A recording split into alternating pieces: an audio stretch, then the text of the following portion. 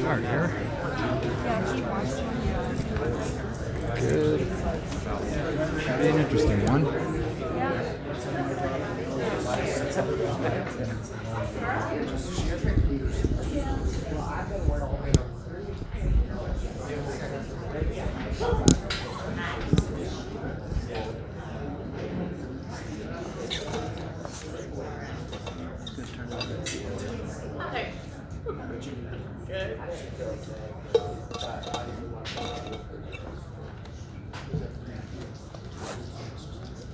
Okay, we're gonna call this meeting to order in just a minute. We have a couple people signing in. Go ahead and do that.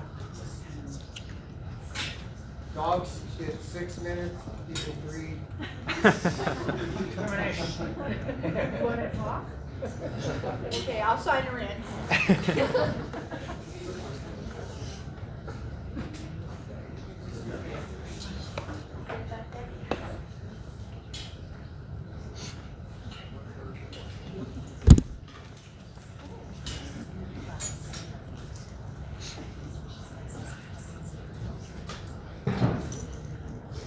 Hi, Dr. Taylor.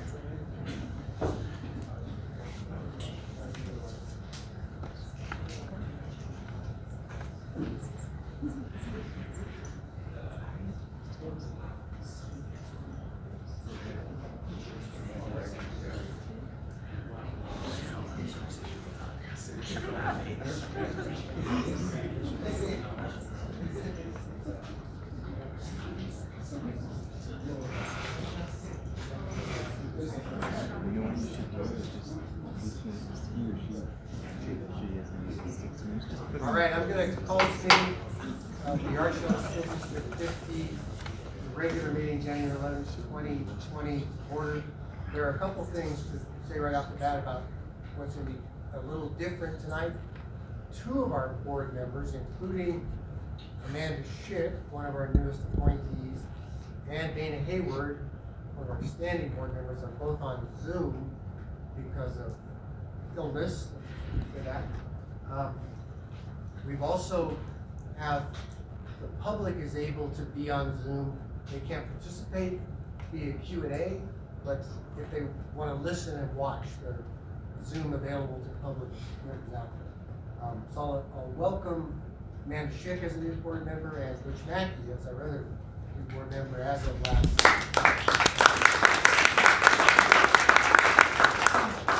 January 3rd.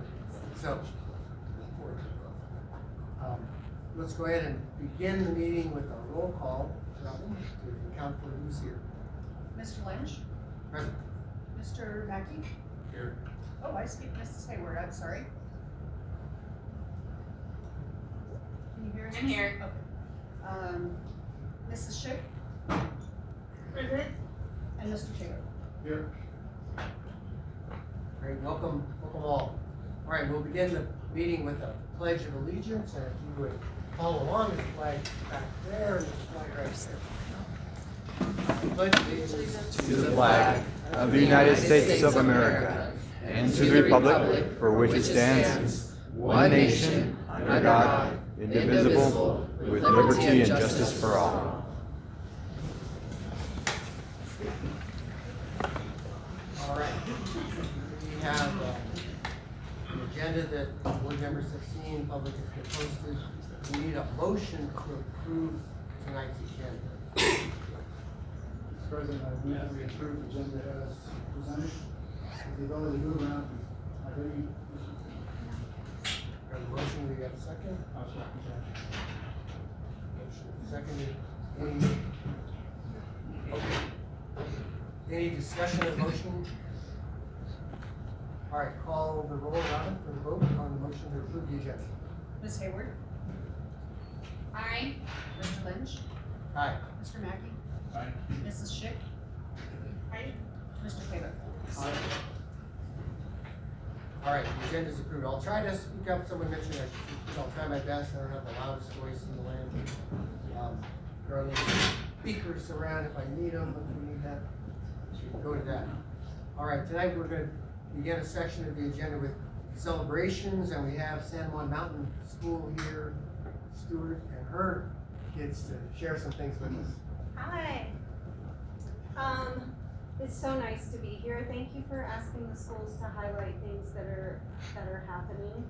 I wanted to take a moment and just introduce what we're doing through the lens of the school district's improvement plan and our goals and overarching mission. So those are 5, right, that we've adopted as a board and as a district. And the first one, success for every student every day. The classes you're going to see profiled here not only allow our students, provide them with highly rigorous and highly engaging, but they're also real-world applicable curriculum to keep them wanting to succeed in these classes and keep them engaged.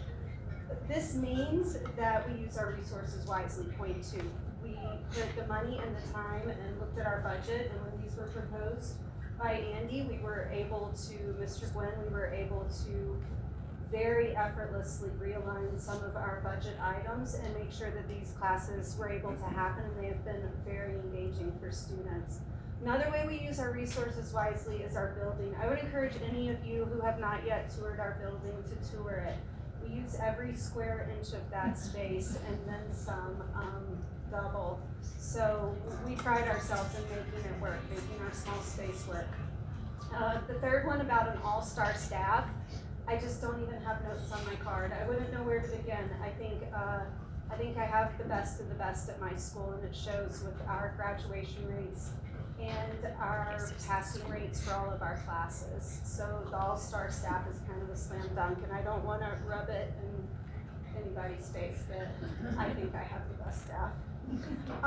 Partner with families and community, that includes other local schools. We work closely with the 8th graders and come over and talk to them. We work very closely with our high school, Even Goal Academy, making sure every student in this community has the right fit for education in our community. We work with Rise Above Violence and veterans groups to get the students some of their community service requirements and even give them a little bit of an elective credit in outreach. Families are the most important in that outreach, so we pride ourselves in working with our families closely. Striving towards continuous improvement for us means redefining our classes, making sure they are similar to what you're going to see here today, that they're engaging, that they're real world relevant, and that they are rigorous. Also looking at our schedules, we moved to 6 hexters, which means our terms are 6 weeks this year. And our research through Dr. Kim's recommendation showed us that alternative schools in particular have really high success rates working in shorter terms, because I think all of our students, they try really hard at the beginning and then they get really nervous at the end, but it's the middle that if you cut out, they seem to be more successful. And sure enough, our rates of passing classes have improved dramatically this year. So it's a lot more work for a registrar, for a principal, for a teacher, but that's not what we should base our decisions on, as a successful school. So we're doing what's right for the kids with more work, and it seems to be working really well. So, and then of course the building. We are trying to improve our building little by little, and we appreciate you already beginning the discussions about expansion for us. So thank you. Without further ado, I'll introduce Andy Gwynn and 4 of our students.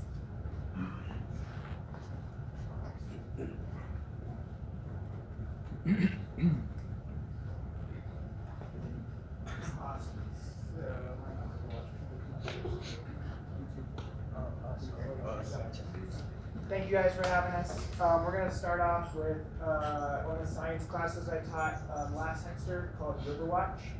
I'll give a quick intro and then I'm going to turn it mostly over to these guys. We did have one other student who was originally going to be here and contribute to the slideshow.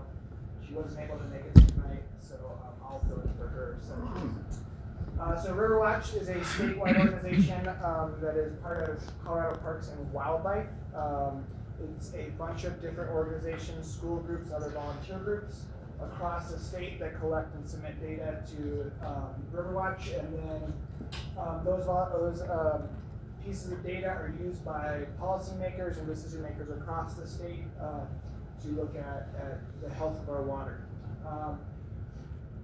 I took 4 students and another teacher from San Juan Mountain School up to a training in Cedar Red, which is up near Delta, in October. Jerem was one of those students. And we got a long, in-depth, very intense training over 4 days up there, and then brought that back, and we students helped me implement the class to a full class of students back at San Juan School.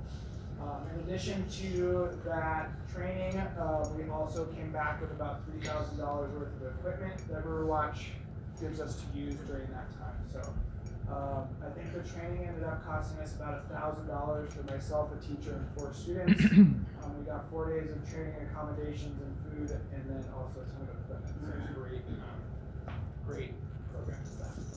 And now I'm going to turn it over to these guys to talk about what we learned.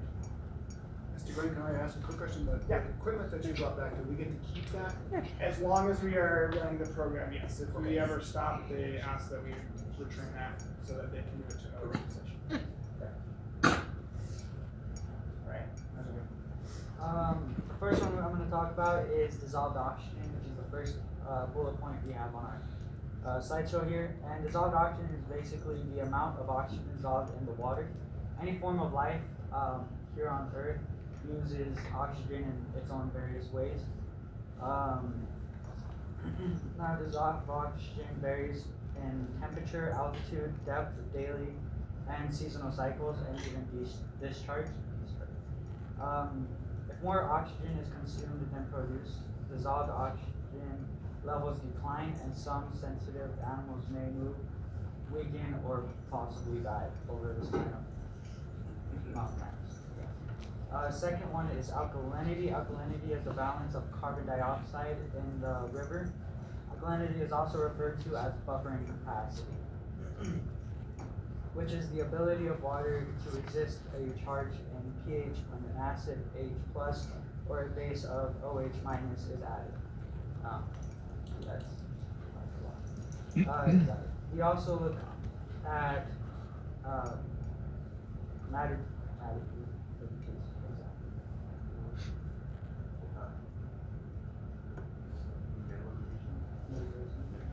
mitigation or relief from elevated levels of metals, which tells if fish are in the right livable environment, which also goes along with pH, temperature, and hardness. All of these kind of like determine whether or not the water is healthy for the fishes and for other aquatic life.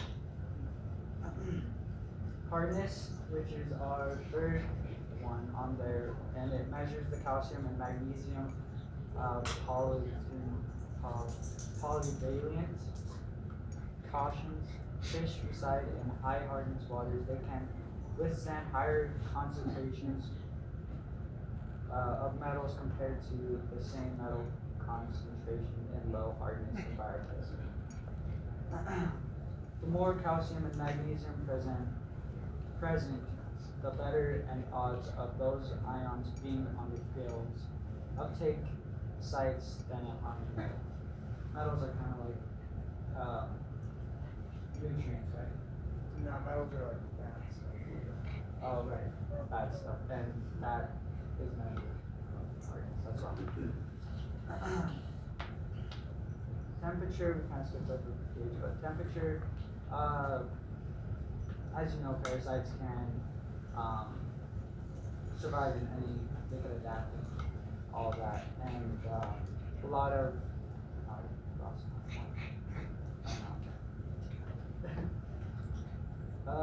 temperature can affect many organisms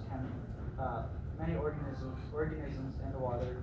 Also, different life stages might have different temperatures requirements as well. The temperatures affects the ability of water to hold oxygen or solubility of oxygen or oxygen. In other words, pH is a measure of the acidity of water and yards on a scale from 0 to 14, 14 being really base, and then 0 being really acidic. So you kind of want to be like in the middle of all that. Not too much base, not too much acid, you know. pH will affect what can live in a body of water. pH can affect a certain life stage in an organism. pH can influence and state of metals in water and buffering capacity of water. And that's So this is all the data that we collect and analyze in our own lab, and you can see some pictures of the kids doing that in the class up there. And then we also collect some other data. Much like the other indication, we went over metals just briefly. Metals are like really bad things that, much like tiny bits of oil, chemicals, and other natural bad stuff, I guess you would say. Nutrients are. Nutrients we only collect these a couple times a year, but we send these out to the lab to analyze what kind of nutrients are available for different aquatic life. And then we'll talk about macroinvertebrates. Macroinvertebrates we do once a year, and Jerem was one of the lucky ones who did this with me last time. It was a pain in the butt. It took 2 hours of sifting through tiny little things and picking out every bug we could find, and we send those off to the lab and they count them out for us. Okay.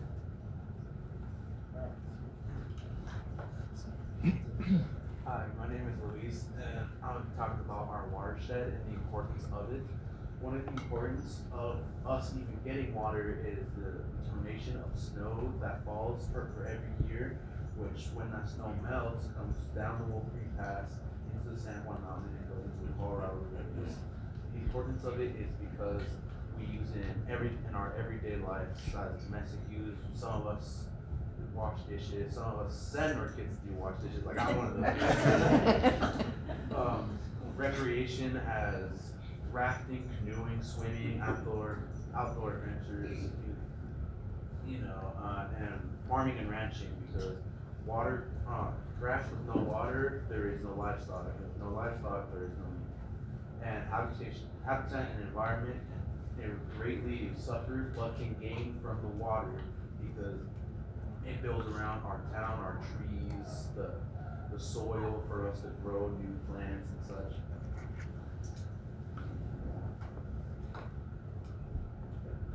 And this is our student who wasn't here tonight, put together a slide for that. This is why we monitor, is every river has a different normal. So as we started collecting our data, it gives us kind of an idea of what our river should be at, what's normal for our river.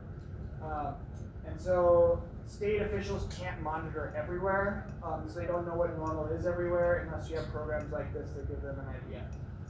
So volunteer groups and school groups help keep scientists and decision makers informed about all that. And they can also help measure the impact of future events. So a couple pictures down here locally that I have as examples. On the left, you'll see there's a picture of the Animas River over in Durango when the Golden Mine spilled a couple years ago. They actually used Riverwatch data that school groups over there collected to determine when that river was safe to go back and use again. So they were able to say, hey, here's a normal level based off this Riverwatch data. Once that stuff cleared out and dropped up to a level that they saw in that data, they're able to say, yeah, it's safe to go use again. Another possible one, there's been talk about the dam up on Dry Gulch. So if we're collecting data down here, we know what possible impacts of that dam are afterwards, since we've been collecting the data before that project. Okay. This year when I took Riverwatch, I learned the importance of monitoring and keeping our waters clean, because we rely on them as humans as our very own for everyday life as a good source of water. And we're not going to read all those. We can send out this presentation.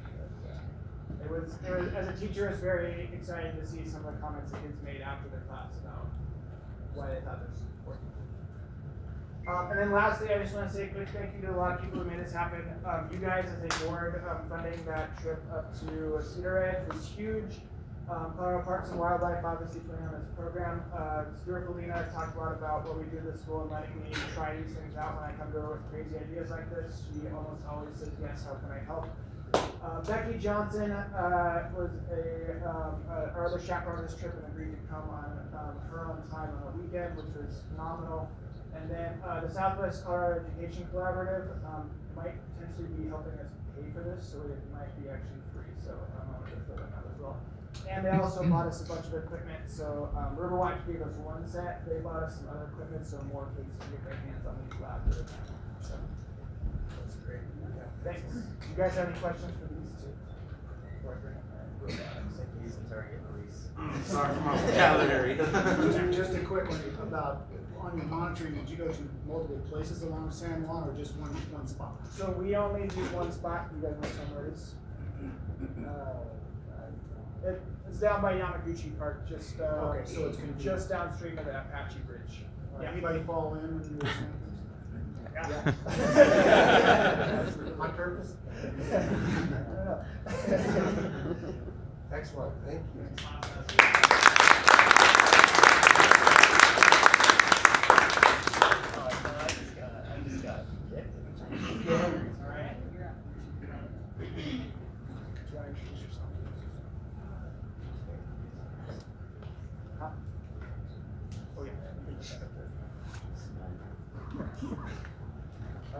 That's not, is that not coming up? That one come up? Taking robotics class, I can't figure this out.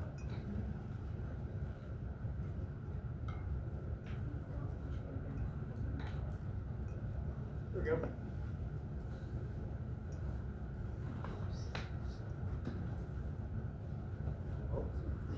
Hi, I'm Mario, and this is my good friend Caitlin, who has taken the class with me as well.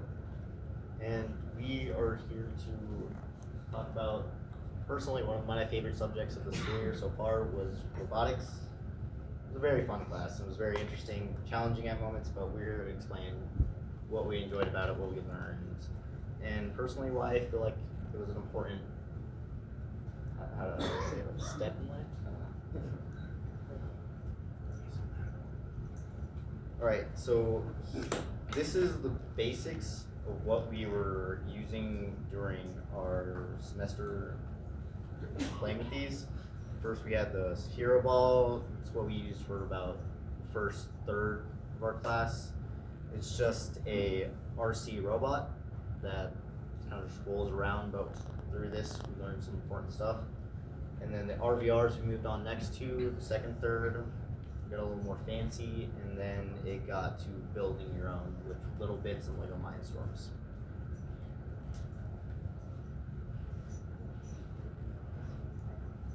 My name's Caitlin. I will be talking to you about Sphero bolts. Sphero bolts are in robotics. It shows you how we learned about Sphero bolts. So most of the important things that we learned were draw function, LED lights, speed, driving, and blocks. So, drawing functions. Drawing functions, you would think getting a piece of paper and a pen. Well, you're wrong. In robotics, it shows you how Sphero balls and RVRs, how you can draw in just the simplest line, you will go without any coding or anything. Even if you draw it in a square, the Sphero will go in a square.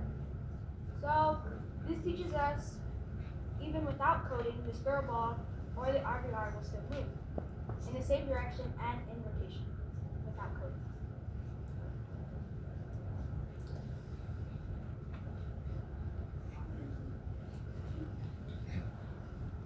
So this was the obstacle course. This was the first real challenge of our class, and it was to program the Sphero ball to start from a square in the front, roll to a second square, move to the right, roll around a cup, go back to a square, and come back. We'll have a lot more coding than you think. I believe this was not a complete attempt, but it was one of the ones along the way.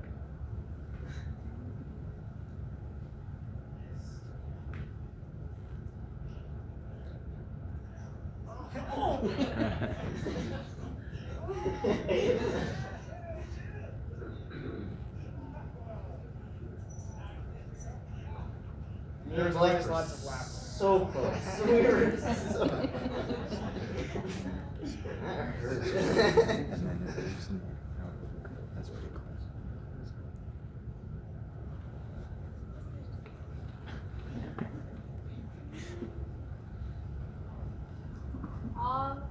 Spiral RBRs. They look like tiny cars. The basics that we learned here were speed, heading, lights, and reactions based on color sensors. So, with an RBR, on the bottom of the RBR, we have color scanners to detect different colors, to rotate in different directions, or even tell itself when it needs to change a different color in lights. So, in one of our projects, we had a line of colors that the RBR had to detect. And it went straight, it turned, it did anything that we wanted to do, but it also had to scan the colors. An RBR does the same thing as a spiral ball, but the RBR has different hardware in it. Inside the RBR, it has a charger plug-in, so it can also connect to little bits, which are little robots with different connections.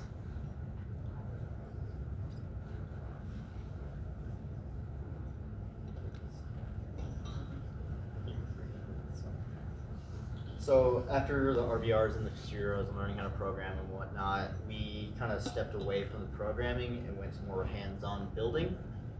And that's where we were introduced to the little bits. Basically, there's small components that you can attach. They're all color-coded because certain ones won't work with each other. Just science. That's a little hard to explain. But basically, we'd be building our own types of little contraptions, such as self-driving cars. She made a mixer machine that was actually pretty cool. Drawing machines, and just fragile little gadgets. But the thing was that we didn't necessarily have too much control on them, besides where to direct power and building them ourselves. And then after all that, we kind of took it up a notch. Mr. Gwen decided to put all of our skills that we learned over the whole course and put them into one. It's more challenging than I ever thought. So he gave us Lego Mindstorms. Basically, build your own robot from scratch from just Lego pieces, simple, but that block centered in the middle, Bluetooth to your phone, laptop, and that's where you told the RBR what to do. And this is one me and my friend Luis over there built. But near the bottom, and where those wires are where motors run, sensors, so it can detect colors, see objects, and move. All right, so here's a couple examples of some projects and creations. Do you want to talk about this one for a bit? So, me and my friend decided for our final project was a tank making machine. It was supposed to pour the tank in as we held a cup, poured water, and then mix it. It was really hard. Here's our video of the tank making machine. There the tank got poured in. There the water got poured in. And then they gotta mix it.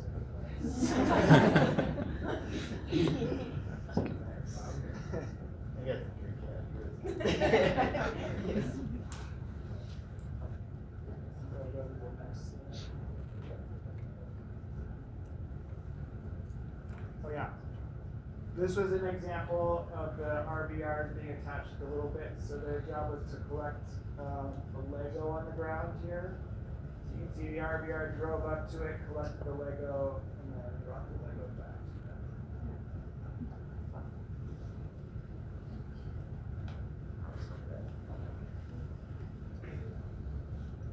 So our final thoughts about this class was, it was really enjoyable. I loved it. It was my first period. It really, honestly, that's kind of why I went to school in the morning, was to take this class. Awesome. But, you know, it was frustrating at times, I admit. I wanted to throw my computer a few times when I couldn't figure out the code, but, you know, needless reminding that it wasn't the computer making mistakes, it was me. And so that's what I really enjoyed about this class. During this, I only have 3 main complaints. I was only allowed to write 2. But one, I wish we had a little more time to work with the projects. There was times where I would be this close, so close to actually getting it right. But due dates were due dates, and I had to turn it in. We had to move on to the next project. So I wish we had more time for that. Which brings me to my second reason, or my dislike, I guess, is that I really would enjoy, a second class for robotics. This was just a stepping stone of what you could do, and I'd like to continue that. My third complaint, I didn't get to program one of the robots to chase my principal. I was promised, and I said I would pass. That's on the second class. And then just once again, I want to say thank you, BSE board, for providing funding for a bunch of our robots. Again, Stuart as a principal for saying yes to my crazy ideas. And then I don't know if anybody from FACE is here. I know Matt's used a lot. But FACE actually gave us a grant to buy more. So those are trickling in as supply chain issues get solved. So when we do robotics too, there'll be even more toys to play with. So, thanks. You guys have any questions? Thank you.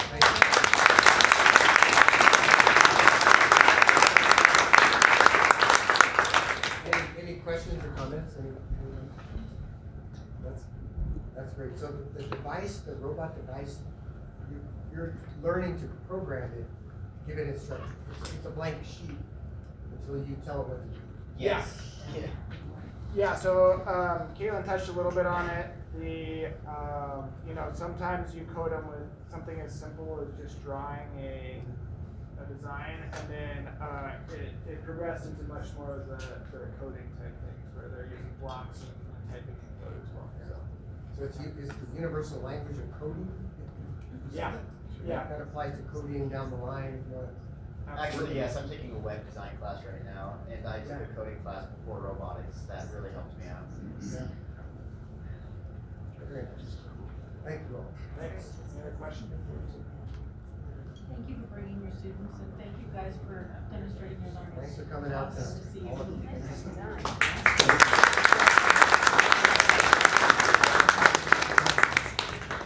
That's a great way to start the evening.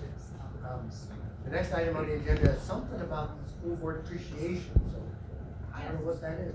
Well, this month, January is always School Board Appreciation Month.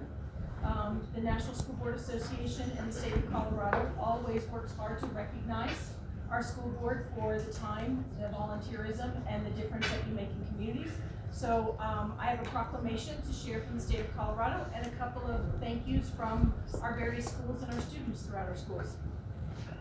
The state of Colorado proclamation says, whereas the education of our children is vital to the future of Colorado, and whereas a solid education establishes the foundation upon which society builds achievement and advancement, and which also gives fulfillment to students' dreams and expectations, whereas local school board members are committed to children and the belief that all children can be successful learners with the intentional allocation of resources, instruction, and opportunities according to need, whereas local school board members work closely with parents, education professionals, and other community members to create the educational vision we want for our students, whereas local school board members are responsible for ensuring the structure that provides a solid foundation for our school system, whereas local school board members are strong advocates for public education and are responsible for communicating the needs of the school district to the public and the public's expectations to the district, whereas school board members are extraordinary people who invest many hours of volunteer work and tackle enormous jobs of governing our school districts, and whose actions and decisions help impact the present and future lives of young Coloradans. And whereas the dedication of school board members across the state should be recognized and commended. Therefore, our governor of the state of Colorado hereby proclaims the month of January 2022 as School Board Recognition Month. So thank you for your service. And I have a few things for you. Thank you for the cards. I'm not done with my reading test. So, thanks to Miss Heather Rose, who is an art teacher within Family School, she has provided each of you a beautiful piece of art that had been done by students within her program. And I'd like to share with you her description of what these are. These acrylic pours are an abstract representation of what a beautiful, unique, and creative collaboration can create. The hope of reaching every child with a quality education is like starting with a blank canvas. The contributions of each individual on the school board adds the vibrancy of each individual color. The process of creating this acrylic pour requires mixing the colors with a viscous substance and layering each individual color in a larger cup. From there, the cup of colorful paint is poured onto the canvas to create a masterpiece. Because of the collaboration of this school board, we celebrate the beautiful mixture of ideas, values, experiences, and knowledge, and we're thankful for the way you have poured yourself out to help serve this community. What you've contributed is a work of art, and thank you. So I'll share these so that people can see. These were done by students in Family School. We've got this one. This one looks like an outer space sort of picture. This one. This one. And this one. And each one has what I just read to you on the back for you as well. So. Mr. Lynch. Your Arthur. Very nice, thank you. Mrs. Mackey. Thank you. Mr. Taylor. Mr. Jolly. And these two are for our ladies who can be with us this evening, but we'll make sure they get them as well. So thank you for your service to the community. Thank you. The art class, what's the name? Family School. Art Family School. Miss Heather Rose's class. Thank you. And I would just invite the audience to give our board a round of applause for their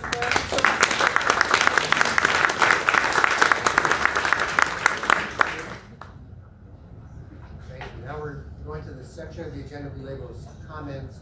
Public comment will be at the end of this section. We go back and do the minutes. Oh, I missed the minutes. Oh, sorry. Thank you. Missed approving the minutes from both the meeting, the regular meeting of December 11th and the special meeting of January 4th. Okay. So we have a motion for approval, then under discussion, I'll give any suggestion for any changes. Mr. President, I move that we approve the minutes as presented for both ends, for both meetings, for December 11th and the special meeting of January 4th. Do we have a second? I would offer a second. Thank you. Any discussion or corrections or additions to the minutes that anybody's spotted? Yeah, Mr. President, I just noticed, and maybe it's just on my agenda, but we're offering to approve the meetings minutes for our December 11th regular meeting, but I actually believe that meeting was held on the 14th, as is reflected in the notes. Yeah, the minutes actually say the 14th. Okay, we have that then. It says 11th on the agenda, but it says it does have the 14th as the date on the actual documents. Thanks for that catch. Anything else? Good catch. All right, we'll take a vote on approval of the minutes. Miss Hayward. Aye. Mr. Lynch. Aye. Mr. Mackey. Aye. Mrs. Schick. Aye. Mr. Taylor. Aye. Thank you. All right, now we're gonna roll through comments that will end with public comment during this section of the agenda. First, our student rep, James, what do you have on your mind? What have you seen or learned or want to comment on? I have something I will share with you guys. Great, thank you. Now,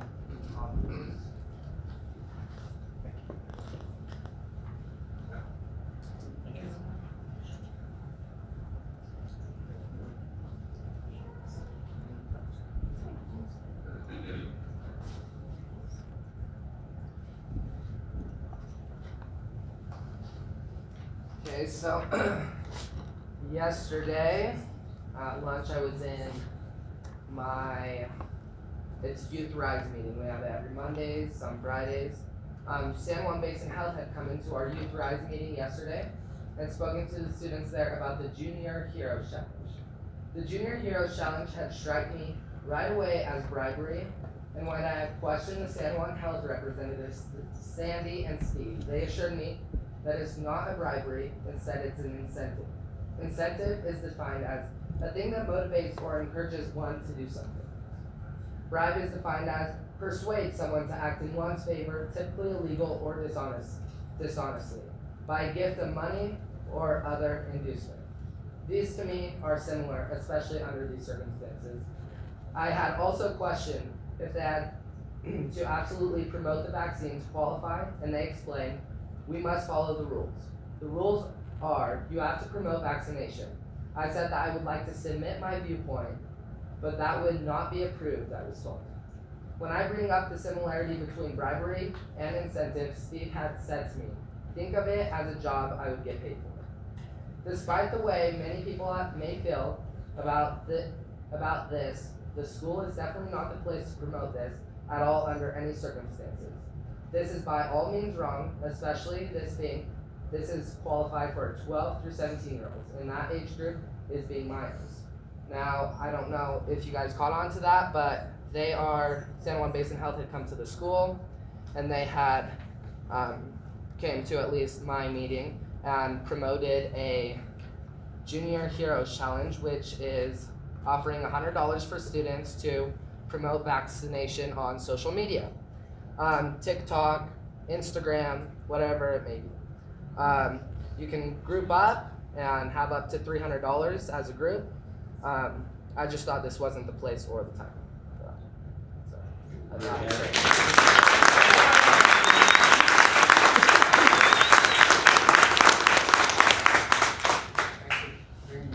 Bringing that to our attention. Yeah, I wasn't sure because I didn't know if you guys were aware of that, as I didn't know if you knew that San Juan Basin Health was coming in and doing this, so I thought that'd be important to share with you. One of our county commissioners asked me that actually today, and I was not aware that they had come to your school. We can't hear you. We can't hear you. Sorry, he asked whether or not I knew that they were coming to his group, and I said, no, I did not. Really? I was not aware. Thanks, James. Yeah. Thank you. From the board, any other general comments on anything you get involved in, or want to just raise since the last time we met? A brief one. I've been contacted by the Early Childhood Council. These are people who are setting up the Early Childhood Council for Archuleta County, because we're the only county in the state that does not have an Early Childhood Council. And what is this is doing is it's supplanting what used to be called, or still is called, the Colorado Preschool Program that distributes funds for Seeds of Learning, Wings, and Head Start, for example, in our area. Perhaps to the Liberty School, I don't think that is available yet. We're trying to change that. Anyway, so CPP, or the Colorado Preschool Program, is going to disappear, I believe, next summer or the summer of 23. I'm not sure. But the Early Childhood Council is going to take over in that stead to then make our local preschools available for funds through the state of Colorado. So they're in the midst of setting up this ECC. And I was contacted about because they want a representative from the Board of Education. And because I've been on the Colorado Preschool Program in the past for like 6 years, I guess I was the logical contact. And I am happy to serve as our liaison to that. But of course, if anybody else has a serious interest in this, then of course I'd be happy to let them know as well. So Dana and Amanda, if you can hear me, if you have interest, certainly just contact me about this being liaison, if you'd like, to the Early Childhood Council. That's great. Bob, is that something that maybe we need to put on an agenda in the future to officially vote to appoint someone as a liaison? Or is that just that Tim will continue the contact? My opinion would be it'd be good to just affirm that Tim is our official representative there. So yeah, Great, I might suggest that we put that as a, action item in our February meeting, if that's okay. Yeah, we can see about this. I don't know if there's anything that would be wrong with that. I don't know. I know that serving on the CPP previously did not require a board approval. It was just something that they wanted someone from the board, just like they want from the community, and that was never approved. So it's fine if we do put it in the agenda, but again, if somebody else is interested, then I'll be happy to speak with them about this. So far, there's been no formal meeting except just a Zoom meeting that we had. I think it's a case where they've solicited someone to be on there, so it's not our kind of right to say, no, we don't want Tim, we want someone else. But we can affirm that we think that's a good idea, we asked you and affirm. And it wasn't really a solicitation, it was just information. They knew my contact, so that's what they said. Okay. And that's it. Could whoever speaks from who's out of the meeting, could they identify themselves? Because I didn't know which board member that was Oh, okay. prior. Sure. That was David. Yeah, sorry, I'll be happy to identify myself when I speak. That was Director Hayward. This week in the paper, they'll be printing, the editor, Terry House, asked both Dr. Kim and I to write some input on what we thought were big achievements last year, what big goals are next year, and what actions we might take. And so we each took a crack at that at a different level. So you'll see that. So I wrote things, Dr. Kim's are directly related to the school and the strategy, and I wrote things that, in addition to supporting those things, that we talked about doing something about getting our input, our act together, our action plan for helping push affordable housing along. That should be there. We know San Juan Mountain School is bursting at the seams already, so we gotta start talking about what to do about that space. A few things like that are on my list that we can talk about. We'll see those on the paper maybe this Thursday, I think. Last week was the commission, so just so you have a heads up on that. Superintendent, input for us? Sure. So I'll start with a thank you to San Juan Mountain School for sharing their experiences with us. It takes a lot for kids to prepare and bring that, and certainly courage to come and stand up in front of folks and share their learning. So I want to thank them for being here. I want to share with you, we've got an upcoming presentation that is going to be in the high school auditorium. A nationally recognized speaker named Lynn is presenting on substance abuse awareness, what parents should, and she'll be talking with our staff during a professional development day and our parents. She is the president of Act on Drugs, has a regional and national reputation as a speaker, trainer, and advocate on issues related to substance abuse. As an experienced chemist and prior member of the North Metro Drug Task Force in Colorado, her experience and engaging style brings real personal, vivid face to the issues presented by illicit drug use. She speaks regularly with students, community, child advocacy groups, industrial and professional groups, and employees of local and state government agencies about drug awareness, recognition, and prevention. The key messages are to increase awareness in our community about substance abuse, drug trends, prevalence, and availability. Give adults information to be equipped to talk with students and children about drugs. This will be an insightful and engaging presentation aimed to give parents, community members, and students an awareness and understanding about the trends, prevalence, and availability. So it is free for folks to attend, and it is on January the 24th from 5:30 to 7 p.m. in our high school auditorium. So if anybody has a place of business that would like to get posters, please touch base with us. We'd be happy to distribute those. Or if you want more information, we can certainly give people insight on that as well. We've been asked for the last couple of meetings that we had by various community members to have Zoom available.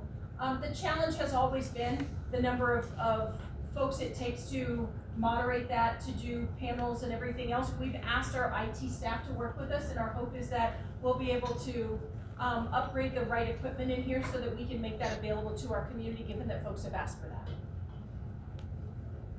I want to say a personal thank you to our Board of Education, my appreciation as well for the work that you do and the way that you support our district, our leaders, and our teachers. So thank you for that. I'll point out that within the last week, Mr. Cowan and I were able to meet with Representative Barbara McLaughlin. She came out and Coach Lindsay Kurt Mason was able to share with her some of the fitness work that he does with students, taking advantage of our location, our love for the outdoors, and certainly the message of being fit is part of your overall health and wellness. She also talked with us about education, given that she serves on the House Education Committee.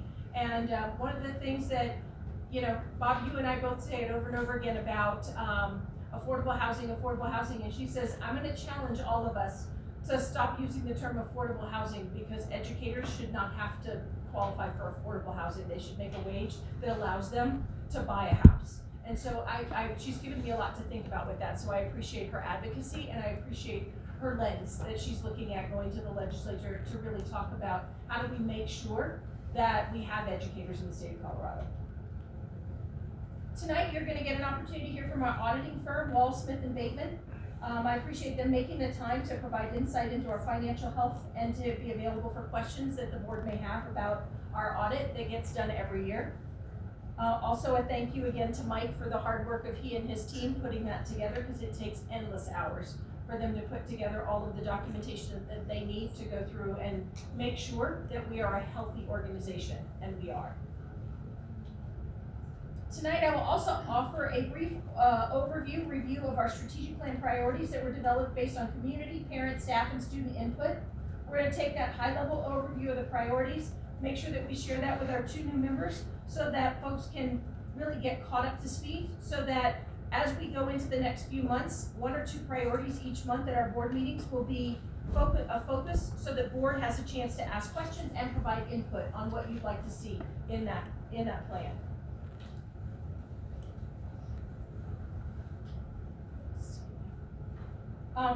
Folks have asked the question about substitutes recently, because we have had lots and lots of challenges with getting subs into our building.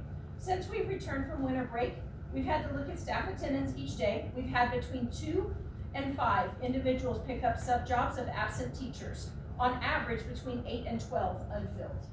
So since that information has been put out widely, and thank you for folks in the audience that helped us to get that word out, we've had 2 applications. So we need to keep spreading that word. As you know, it's not easy to be a substitute teacher, and we understand that, but we certainly need their help and support as we have absences. There are reasons, and very valid ones, that staff have to be out from time to time, not just illness. Let's see. So I have some really wonderful positive news I want to share with you. If you give me just a second to bring up our screen. As you may or may not know, the state of Colorado published graduation data today. They always publish it for the previous year.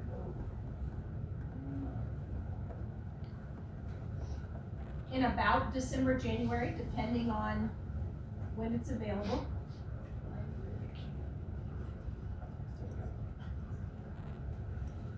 We received word on our graduation rate as a school district today, as well as on the overall state graduation rate. And I'll share with you that you can see on the left-hand side Colorado data, and you can see Archuleta School District data. In 2021, I'll point out that Archuleta School District exceeds the state of Colorado's average graduation on-time 4-year graduation rate by about 13%. We did have a drop, but the whole state had a drop. COVID certainly had an impact last year. Our dropout rate is 0.8%. The state's dropout rate is 1.8%. You'll notice that they also gave us demographic information. Probably the most noteworthy information in all of our data, and this is not unique to this year. It's been a trend for as long as I've been an administrator in Colorado. Our female graduation rate is higher than our male graduation rate, which means we've got some work to do to make sure that our young men stay connected to school and find a way to help them cross that finish line with a diploma so that they have choices when they leave us after their K-12 educational experience. But you can see One of the trends that is noteworthy in our district is that 100% of our students with disabilities graduated, whereas the state's average is 66%. And we also beat the state's average when it comes to economically disadvantaged students, which roughly 50% of our students qualify under that category. So our graduation data certainly is something, 94% is something many, many districts would love to have. So I want to congratulate our K-12 team that says it is high school data, but it takes a K-12 effort to make that happen. So thank you to all our staff for the hard work that you put into making this happen for kids.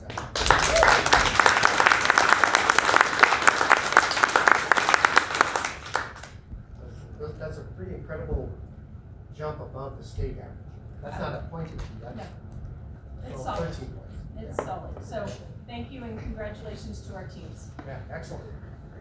Those are my comments for today. Anything for Kim, any questions? Thank you. Absolutely. Those are fun things to share. Wonderful.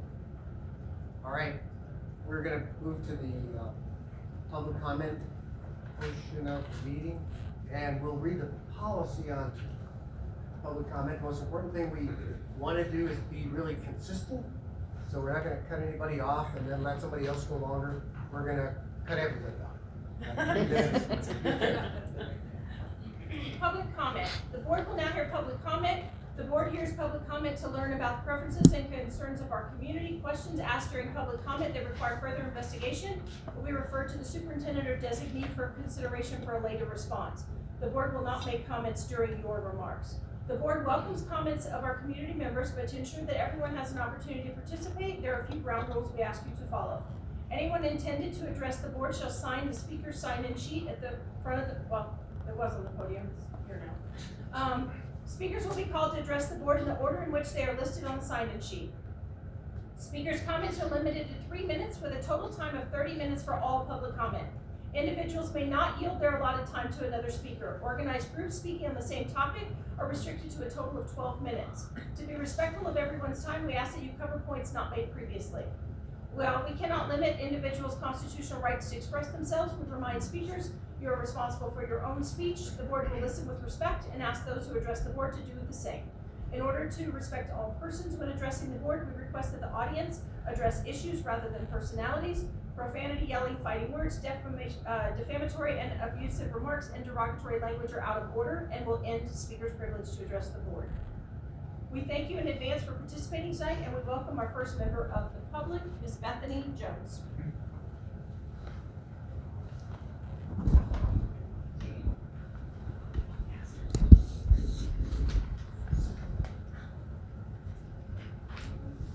Hello, my name is Bethany Jones. I'm a resident of Archuleta County. I'm an entrepreneur, I'm a business owner, I'm a certified self-taught trainer, I've been a teacher in the past. I'm also a wife and a mom, and I'm coming to you today as a homeschool parent and a concerned citizen for our children. On Thursday evening, my phone started blowing up with texts from elementary parents who had gotten the news that school would go remote. They were scrambling to find childcare, cover work obligations, navigate screen time with multiple small children at home, and asking me, what can we do? 2 months ago, when the high school went remote, I came before you all and asked to please reach out to our wonderful community and ask for subs. As Dr. Kim let us know that the high school was shut down because teachers were sick and the sub shortage was forcing students to remote learning. That was 2 months ago. And here we are again. I have yet to see any reach out to the public except what I myself, a homeschool mom, put out on social media last Thursday night, and another friend and concerned citizen with no kids put out to the Board of County Commissioners. That very night, a 5-minute social media reach out to the community produced several people contacting me to express thanks because they had no idea about the sub shortage. They plan to call the next day to inquire on the process. I'm glad we have 2 new ones.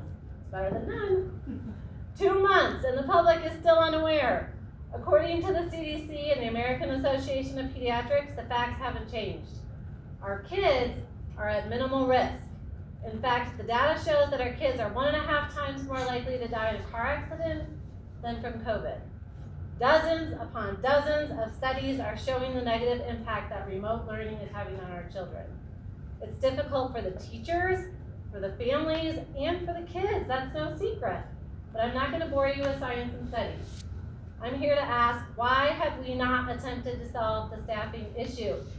I can only assume after researching how much funding Colorado schools are receiving as a result of the CARES Act, which is funded by the NIH for masking on buses, quarantining, testing, remote learning, that we have now prioritized money over our kids.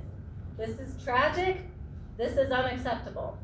I'm here tonight to ask, what will you do to prevent this from happening again? And if this is attached to funding, give the money back. Our families are paying taxes. They want their kids in school. And that's all I have. Thank you.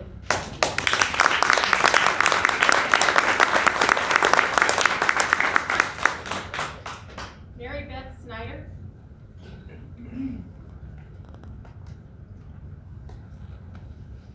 Hello, my name is Mary Beth Snyder. I'm a resident of Archuleta County. I'm not a parent and I don't have kids in school, but I want to talk about this Junior Heroes Challenge thing that apparently some of you didn't know about, I guess, right? That's the impression I got. So I guess I'm going to ask a bunch of questions I know you can't answer, but did the district review the details and discuss and approve this contest to be presented to the children? Did the school district make certain that San Juan Basin is authorized to conduct a contest like this in the school system? Was the Board of County Commissioners aware of this contest, and was there an opportunity for public input on this program? Is the school district aware that this is technically and legally a contest? Do you know what that means? The fact that there's monetary consideration or a prize and one can lose makes this a contest. And contests are subject to state and federal sweepstakes and contest laws, including COPA, which is the Children's Online Privacy Protection Act. Requirements include a clear and prominent privacy policy, and there is none with this contest. There's no privacy policy on that. An acceptable privacy policy should be an element of any website or contest, regardless of age. At the same time, San Juan Basin Public Health is securing the right to use any and all personal information of the child, including their name, their address, a photo, and a bio, in any way they wish, including the sale and distribution to third parties, with no limitation. All of that is on the website where this is. I wouldn't think we'd want our children's faces and information to be used in this way. Did the district read the 8-page rules? Let me highlight a couple things. The children must use their own Instagram and TikTok channels. These channels have policies regarding sweepstakes and the involvement of children. These channels have agreements. Children cannot enter into legal agreements. These channels also track their users. So we're gonna ask the kids to be tracked. San Juan Basin can use and reproduce, edit, display, modify, publish, and sell their works perpetually in any way they want with no limits. The rules include a waiver of liability and agreement to indemnify San Juan Basin. Doesn't that seem odd? If this contest is acceptable, why is San Juan Basin feeling the need to be held harmless? Was this contest evaluated and checked for its value to students? In the rules, it says the projects must address why COVID-19 vaccine is safe and effective. It's teaching children what to think rather than how to research and draw conclusions. How will parental consent be verified? Do we know that San Juan Basin is set up to do that? Until all these questions are answered, until the rules and waivers and details are closely examined by the school board, the parents, the Board of County Commissioners, and there's an opportunity for public input, I would like to request the participation and endorsement of this contest by the district be immediately terminated. And I have a copy of the letter for each of you to read. Go to the website and see. This is all fact. Thank you for listening.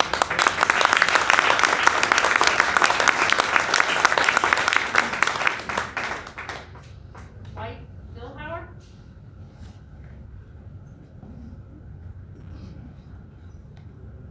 My name is Dwight Billhauer. I'm a resident of Archuleta County.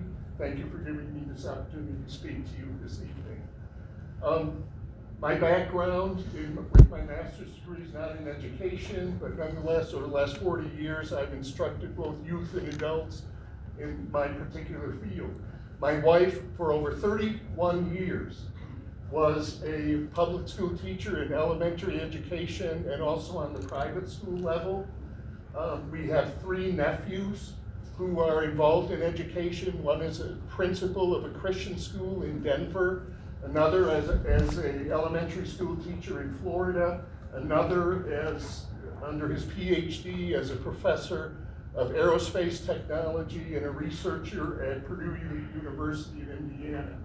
Our daughter niece, as we refer to her very fondly, she has a bachelor's in education and also a master's in science, taught for a number of years, but is now raising her family. The reason I bring this up is because my wife and I no longer have children or grandchildren even that are in education. We have none in the Pagosa school system here. But you can imagine when we get together with our family, education is a very pertinent topic. And we get into a lot of subjects when we get together and discuss things. I was saddened to see that the staff took ill to the extent that it did at our elementary school. But I was most dismayed to discover that emergency measures were not in place for a pool of subs to be able to take care of that situation without shutting the doors down of the school this week. Now I want to read to you something that appeared out of the Denver newspaper not so long ago. Several schools in Colorado are calling for parents to step into the role of substitute teacher. In October, Denver and Boulder school districts sent out a message to families asking for more parents to register as substitute teachers. Within hours of sending the message, 27 parents reached out about filling the roles, according to a recent report from the Denver Post. To my knowledge, there is no information that has gone out about how desperate the need was for subs. And to my knowledge, no information at all has gone out of the relaxing of requirements for 1-year licensed substitute teachers by the Colorado Department of Education that now requires only a high school education, not a degree, to serve as a sub for a period of 1 year. I have discovered that very few of the parents here in Pagosa Springs know of this. Why is that? Why does that failure exist? It shouldn't.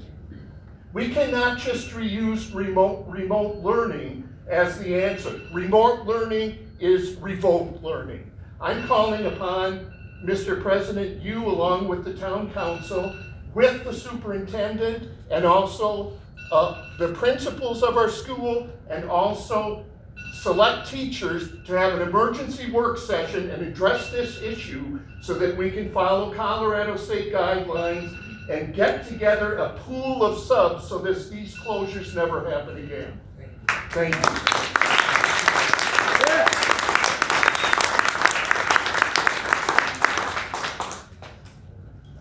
Roger Sanchez. First off, congratulations to the 2 new board members. You guys made some great choices there. Hi everybody. Lately, a growing number of multi-vax boosted people have been testing positive for COVID. CDC and other supposedly reputable agencies have openly stated COVID affects a high percentage of people with comorbidities. It has also been repeated by said reputable people that low-grade masks do nothing. Pfizer CEO has stated that the 2 doses offer very little protection, if any. 3 doses with booster offer reasonable protection against hospitalization and death, less protection against infection. They are now working on a new version of the gene therapy they call version 1.1. His statement here is repeating what we have informed the board for a while now. This is not going away until we stop complying. Stop volunteering for pilot test-to-state programs, stop accepting hampering funds, start focusing on teaching, and leave the health up to families, please. La Plata County Woman of the Year, Leanne Jolin, has openly and falsely stated recently that emergencies can last indefinitely. This, along with other fallacies, lends itself to her incompetence unnecessarily being taken too seriously. Speaking of San Juan Basin Public Health, their Zoom meetings tend to have so many technical difficulties, long-winded non-answers for important questions, and supposedly unexpected muting of public comments when they are challenged. I bring these up because we now have federally funded entity San Juan Basin Public Health allegedly teetering on what I find with the ever-changing definition of domestic terrorism and coercion and trafficking. Coercion and trafficking, partially defined, fear-inducing psychological manipulation. In the case of this contest that James brought up here, it is incentivizing and grooming and conditioning our youth under the guise of cough cough health by federally funded entities. San Juan Basic Public Health had received a grant for $45,969 from the Together We Protect, Colorado's COVID-19 Vaccine Equity Fund. They are openly discriminating against some students, I should say citizens or residents, because they allow residents between 12 to 17, and paying them in the process. Side note, as a minority myself, I find the term equity disgusting and demeaning. We now have these two different entities not understanding the federal laws they are violating regarding their Junior Heroes project. The contest named Junior Heroes is open to residents of both counties, La Plata and Archuleta, between 12 and 17 years old. They aim to, quote, create a youth-driven social movement around getting vaccinated and spread the word through social media. They are pushing a narrative of vaccine safety and coercing students with incentives to create propaganda to be posted on Instagram and TikTok under the hashtag Junior Heroes Challenge, violating Children's Online Privacy Protection Act by adding 12-year-olds to the contest eligibility. It protects people under 13 years old. There's also a waiver of liability and agreement to indemnify the participants and their parents to be unable to make a claim or sue San Juan Basic Public Health regarding any negative participation outcome. Once again, an incompetent oversight from a supposedly reputable, federally funded entity we are being coerced into trusting is not working for a rising number of us. My point with all this is that this shouldn't be a one-sided contest if it is going to be promoted. With all the conflicting information out there, this debate should be a way to promote debate among students, not a one-sided conditioning scheme pushing. I'm going to ask you to stop, because everybody's running over, and when the bell goes off, just kind of think of it as like a 10-second wrap-up. Well, either Intelligence Project has no place to fester our children. Just be fair to everyone. I hear your comments. And ensure that the debate is for all students, pro or anti-vax. Thank you.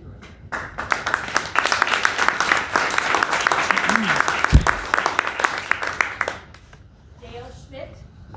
When the bell rings, it's your 10-second wrap-up call, not just read faster with everything else we got. Maybe extend it an extra minute. That and there's only the second person who went over, barely.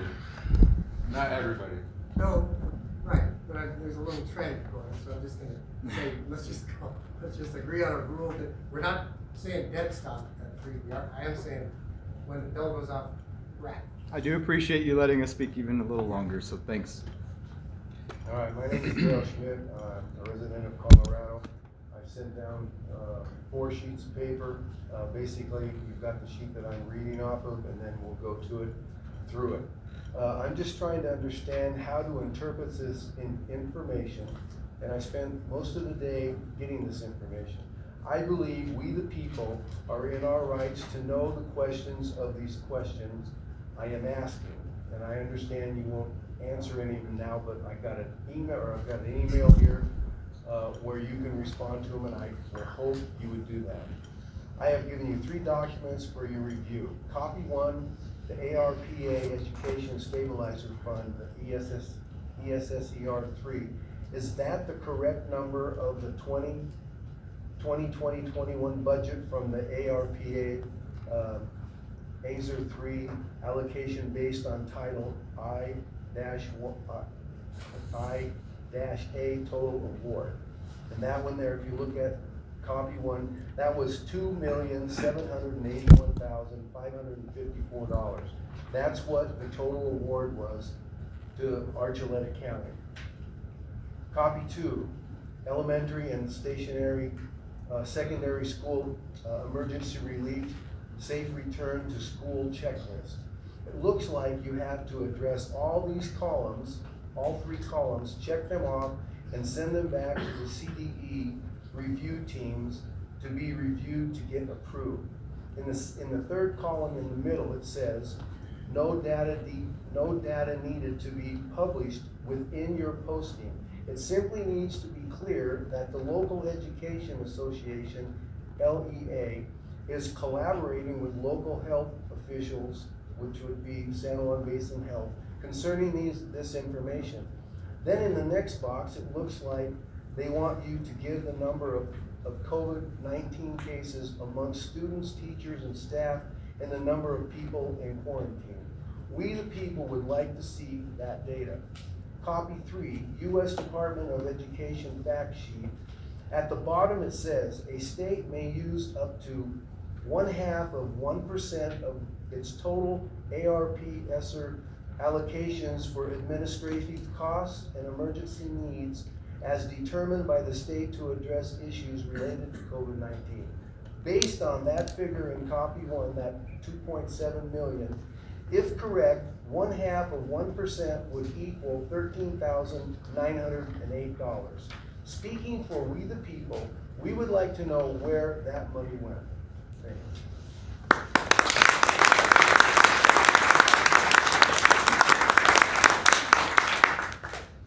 Start, guys.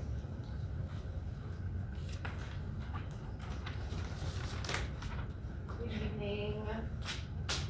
I wanted to say thank you for being our board member since it is School Board Appreciation Month, and welcome Mrs. Schick and Mr. Mackey. I am a teacher in our school district and the union representative for the Pagosa Springs Education Association. Our school district continues to experience the effects of the pandemic as the new Omicron variant surges through our community. The elementary school has resorted to remote learning until the 18th of January. Teachers in every school in our district have either contracted the virus or have come in close contact with the virus, requiring many of our educators to stay home. In my classes, close to 25% of my students are home, presumably because they are sick or have been in contact with someone who is sick. The overall feeling from our staff is one of exhaustion. Exhausted by the constant pivoting that takes place, sometimes daily, sometimes hourly. Educators are generally prepared and organized individuals, but the lack of a real plan of how to handle the myriad of changes this year, this month, this week, has frustrated so many of us. In an attempt to keep our schools open, teachers now must take care of students in class and students at home because there are no definitive guidelines specific to our district. Students might get their work via email, through learning platforms such as Schoology or Google Classroom, or just wait until they return and try to catch up. These solutions also don't take into account the students in our district who lack technology at home. Not knowing what the next day will bring has pushed educators to their limits. I understand that this is equally frustrating for parents who also have to pivot when a school must go remote. I have witnessed a few of my colleagues with elementary age students being faced with how to teach their classes at the high school while helping their child learn remotely. The district has not really offered much in the way of a solution for these teachers. This has given me a little window of insight for what it must be like for parents who have to stay home and lose income in order to school their child. I'm not advocating for in-person learning. I'm not advocating for remote learning. I'm asking the board and our administration to create a definitive plan for staying in person or going remote and communicate it to the staff as well as the community. That could be determining what percentage of students or staff need to be out of school in order to consider going remote. That could mean instituting a mask mandate in our schools in order to keep staff and students from contracting or spreading the virus. That could mean asking parents to help monitor classes that don't have substitute teachers. The pandemic always keeps us guessing, and it feels like we respond with knee-jerk reactions instead of calculated solutions. There was talk of creating a color-coded system of responses to the ever-changing landscape of pandemic education. Is the district moving forward with this idea, or has it been placed on the back burner? Everyone's experience throughout these difficult times is valid, but morale among our district's educators is so very low. Every day I hear of colleagues considering different career paths. I believe that it is largely due to all the uncertainties surrounding the day-to-day operations of education within the pandemic. Right now, we need to make a solution the priority of our district. Thank you.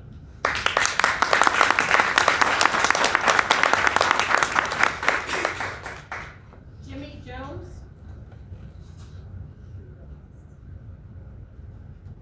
Hey guys, my name is Jimmy Jones. I live in Archuleta County. I will be quick. The Junior Heroes Challenge, it seems San Juan Health Basin has some bad legal advice.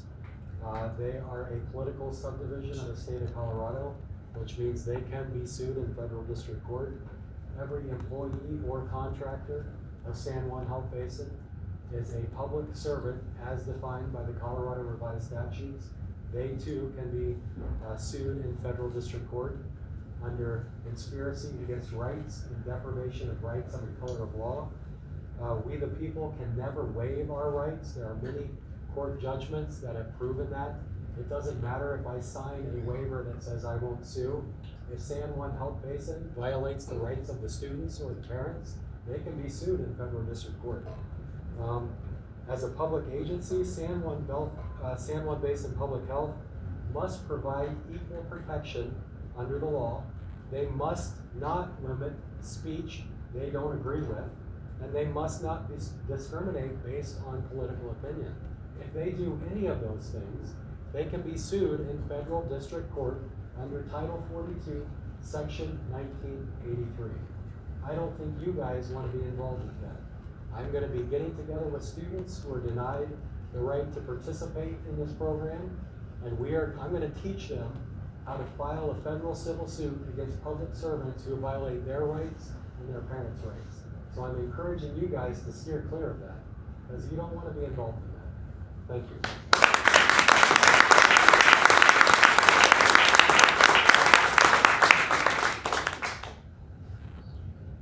Gunner? I don't want to say your last name wrong, I apologize.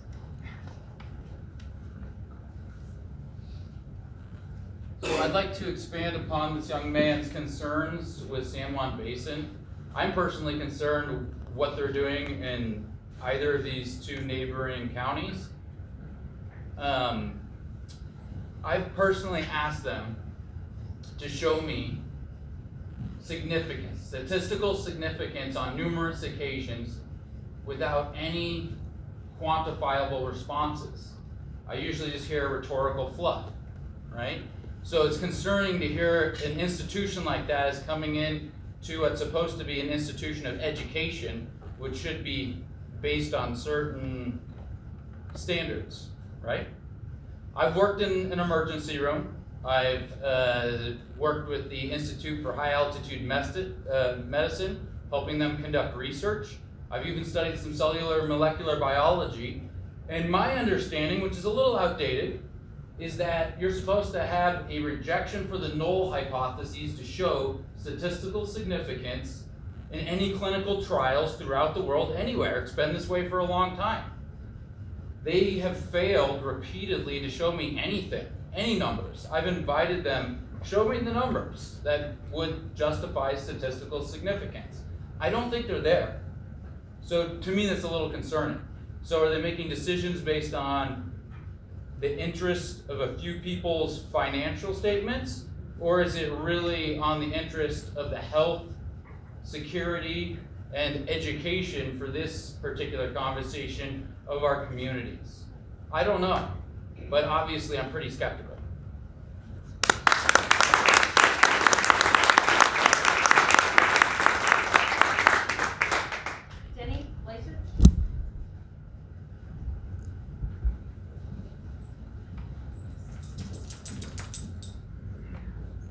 Just reset the bell.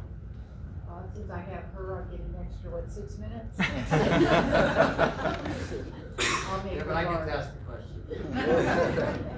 My name is Denny Blaish. Thank you very much for being here and showing the concern and care for the education of our population here of young people.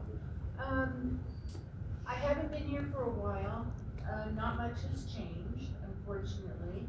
My concerns also were about this contest, but in looking at other things having to do with that, we've been in a pandemic for a couple of years, and so I imagine our death rate would go up. And so when we compare that, guess what? 2018, 2019, 2020, the same exact death rate for our country. Any curiosity about that? My concerns about the Junior Heroes Challenge is that we are funneling our young people into a particular outcome. We're not asking them to use curiosity and to look at both sides of the story. And to me, that's really important. When I went to school, I had to learn good and bad. Like legal challenge. One person's on this side, one person's on that side, and we have to debate it. We're not doing that. This is all good. Everything's fine. And that concerns me a lot, because I don't like that kind of way of teaching our young people. Okay, there's been a study, a group from Tennessee, a think tank group of people that started wondering, what's going on? Why is nothing changing in this world? Why are we in a 2-year pandemic? How much money are we getting for this county to keep kids masked, to keep them social distance, to get them to vaccinate? Are we getting a lot of money from that? I hear that every district is getting over $500,000. I don't know if that's true, but I'd sure like an answer to that. And that would be part of the CARES Act. Curiosity. Did you know that there's been a 40% increase in claims for deaths for our insurance companies? That's a 200-year increase. That's from ages through 18 to 64. Have you heard it on the news? This is serious. Something's going on. I'm not sure exactly what. Next thing, VAERS, VAERS. That is something that every doctor, nurse, and other person that works within the medical system should know about. If you talk to San Juan Basin, they just dismiss it. It's a public thing. You know, anybody can get on there and say that they've had an adverse reaction. Well, so far for COVID, there's been over 1 million people have said there's a problem with that. 1 million people and 20,000 deaths. We need some curiosity and that's what's going on. Thank you.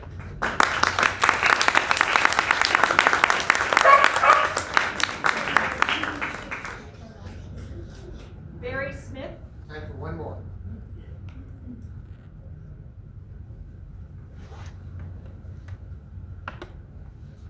Thank you.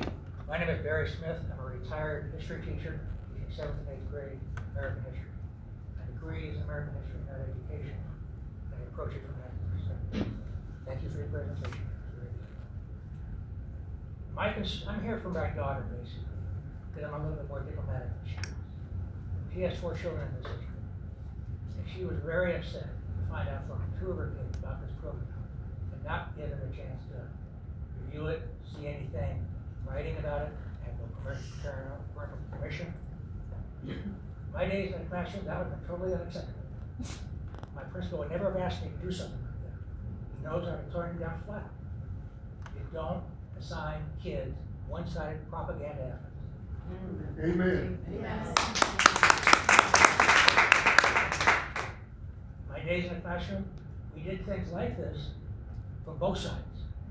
We would assign one group of kids to the pro, the other group of kids to the con. And I did my best to get kids to be on the wrong side. After half a year in the classroom, you get to know your students. You get to the point where you can figure out, he's going to support that, he's going to oppose it. So you put him on the sports side, put him on the opposition side, and make a thing. We're not saying that. We're saying just, like I said, one-sided propaganda. The financial incentive and no parental involvement. That's unacceptable. Now, if I understand your comments, none of you here were aware of this program. None of you here were aware this was going on. My daughter found out about it because the kids were talking about it. She never saw anything about it. We can't do that. We can't do that to our kids. We can't expect that of our kids. We can't do that to our parents. That's really about all I've got to say.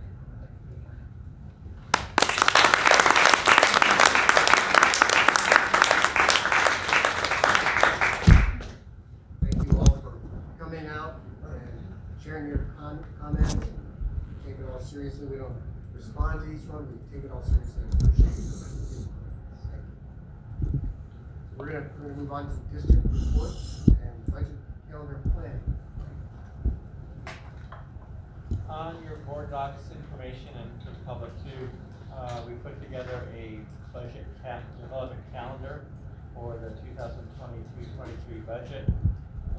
Beginning tomorrow when the General Assembly in Denver convenes, ending in June when the budget is adopted and takes effect the 1st of July. It lists when we expect to have various meetings, when information will be due, process, when it will be advertised in the paper, when it will be adopted by the school board, and if that adoption doesn't happen, backup adoption date. So I'm not gonna read it because I believe our auditor is waiting for us, and has been probably for an hour. So, board members and principals, department heads, this is on board docs for your perusal.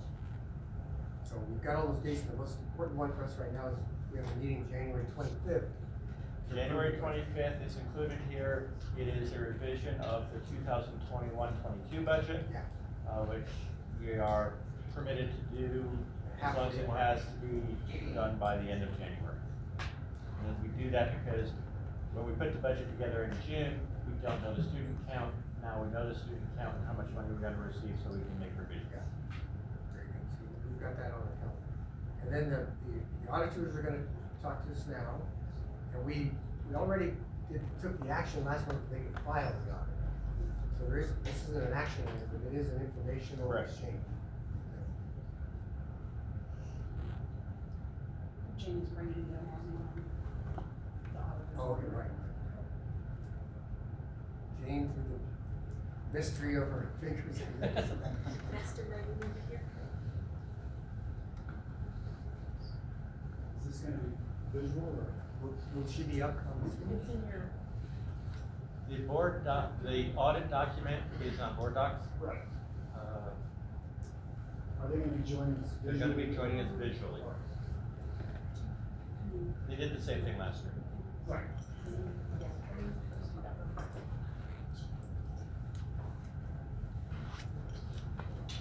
Hello, I'm not sure if folks can speak who want it, but I'm Emily Temple. Hang on just one sec. Let me get you up on the screen so people can see you.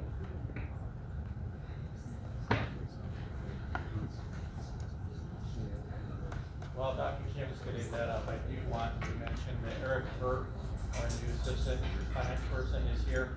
He helped tremendously with this audit and I appreciate this effort. Where's Eric? All right. That's me. Thanks. That's again. Okay. You guys should be good to go, Jessica.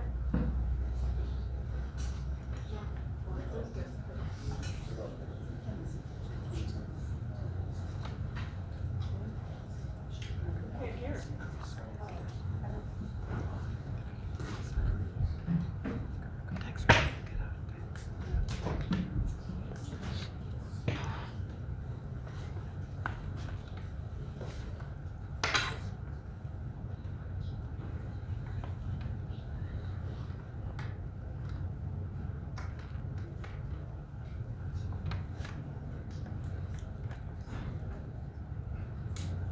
Okay, now try Jess.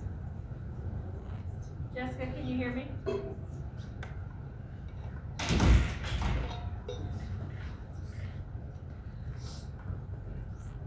David, you can hear me? We can't hear Jessica. No, we can't hear Dana. Okay, hang on, we're gonna have to take it off the cast here because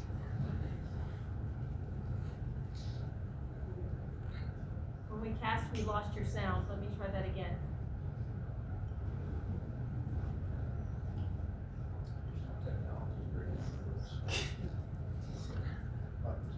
I made a good point.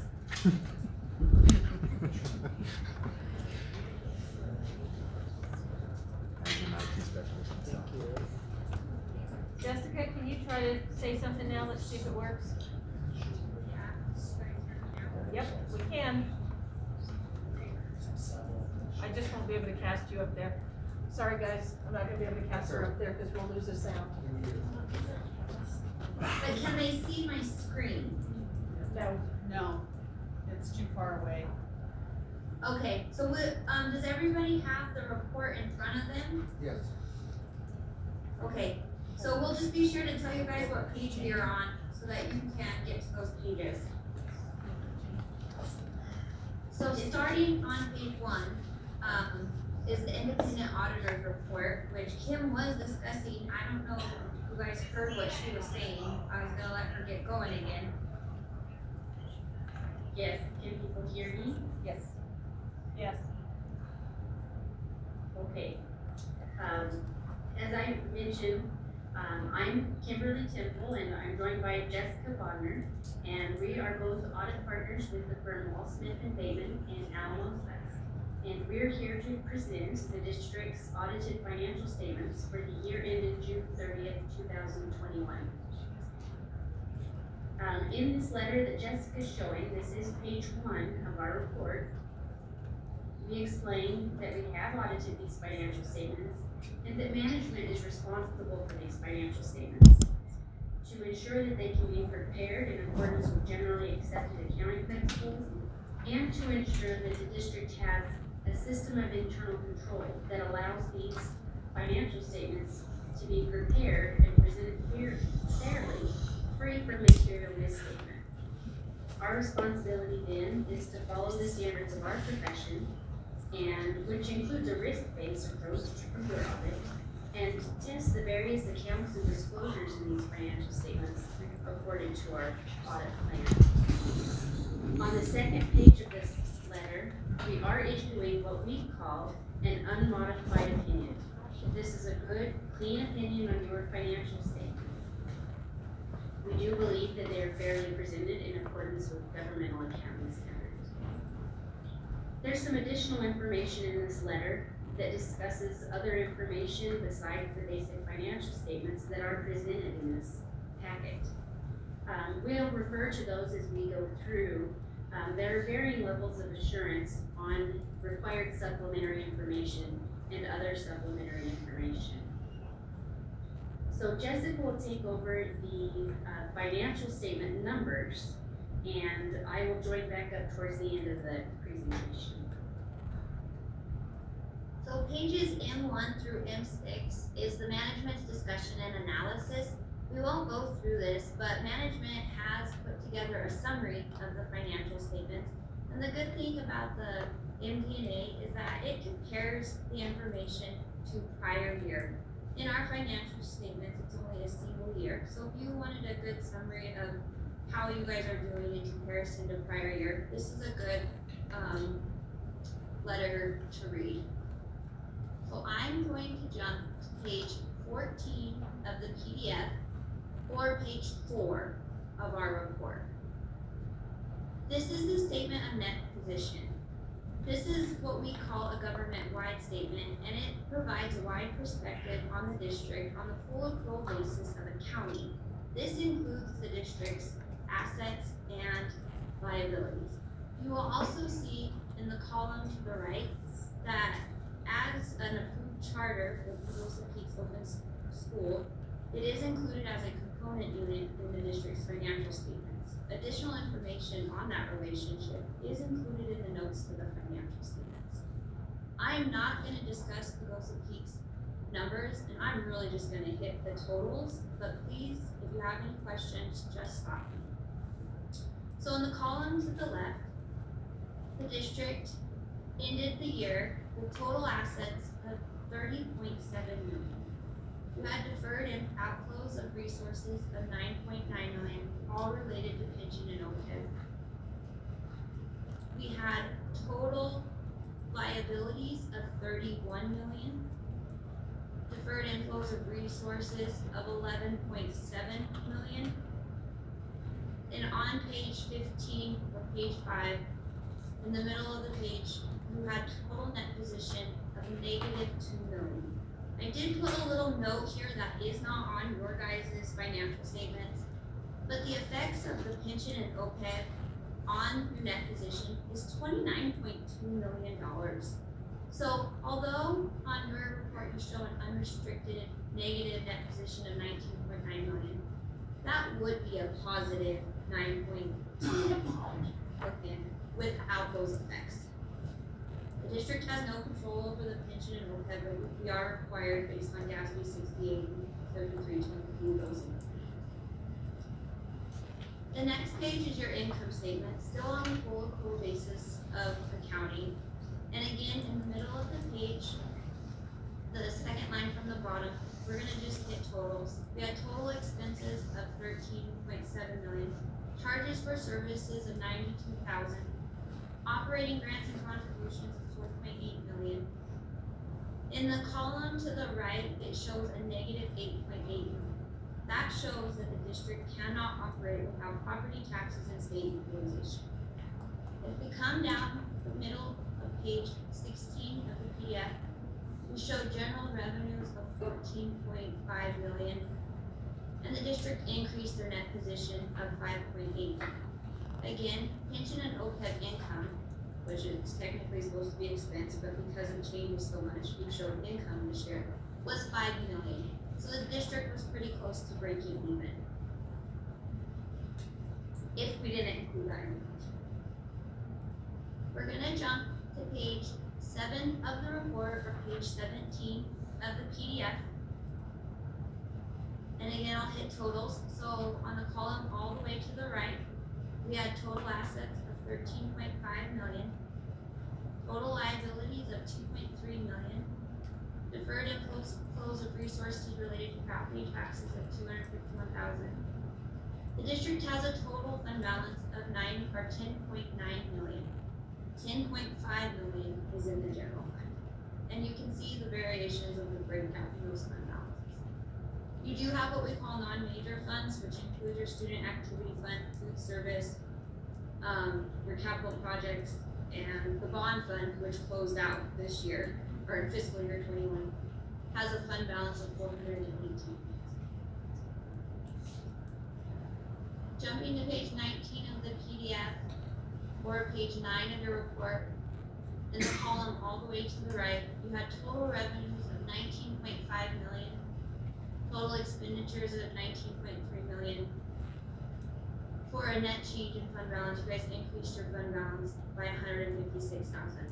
General fund increased their fund balance by 572,000, and the other non-major funds decreased their fund balance by 415,000. Most of that was paying off the rest of the bond debt. So your other funds weren't that negative, actually. We're gonna skip to the notes to the basic financial statements on page 23 of the PDF. If you had any questions or you wanted to see more detail on any of those numbers we just talked about, you could come to the notes to the basic financial statements. Also included in the notes is all that OPEB and pension information for Kara, which is a majority of the notes. We're not gonna go through it. We're actually gonna jump pretty far back because there were no over budgets. That's the next section, is what's required supplementary information. Sorry, again, these are pretty big. Your required supplementary information starts on page 52 of the PDF. But these are your budget to actuals and your pension information. And there were no over budgets, so we won't go through those. And again, the pension information is just informative if you would like to look at that.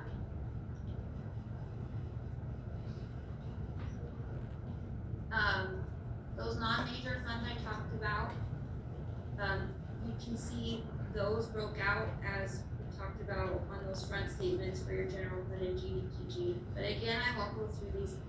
These numbers are very close to what you guys were reviewing throughout the year with what Mike presented to you guys. So we'll jump back to the most important part of an audit, the single audit section, and I'll let Kim take over. Thank you. This is page 70 of the PDF, and I'm not sure of the number there. Okay, 56. This is the schedule of expenditures of federal awards. And Jessica, if you'll skip to the next page. For the year ended June 30th, 2021, the district spent $3 million of federal funds.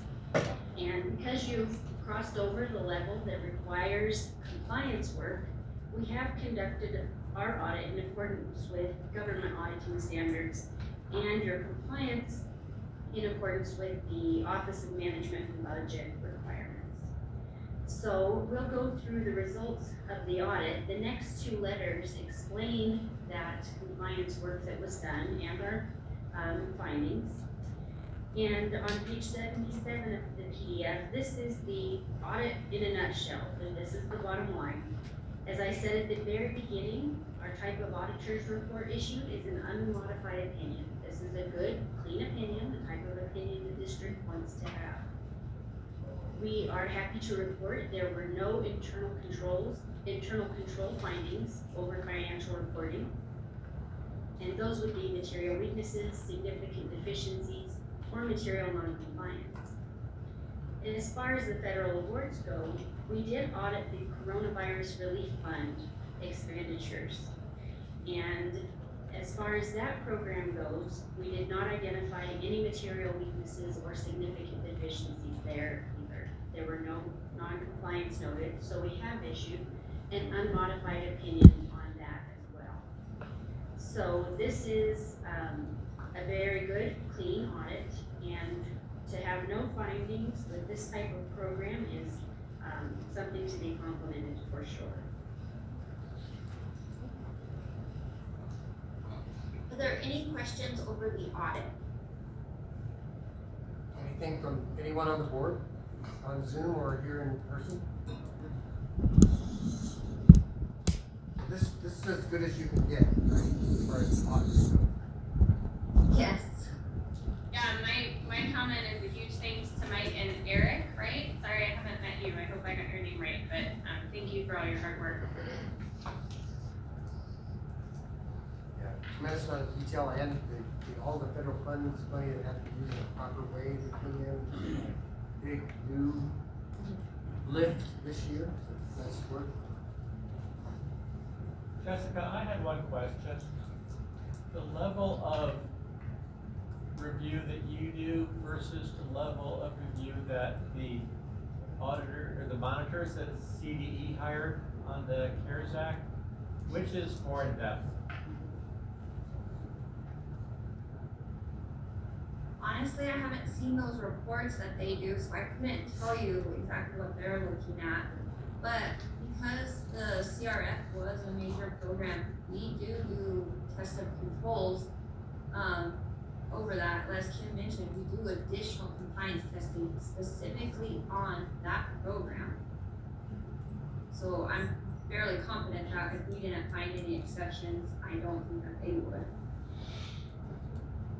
I would add to that they are looking at detailed transactions, and we apply a sampling methodology.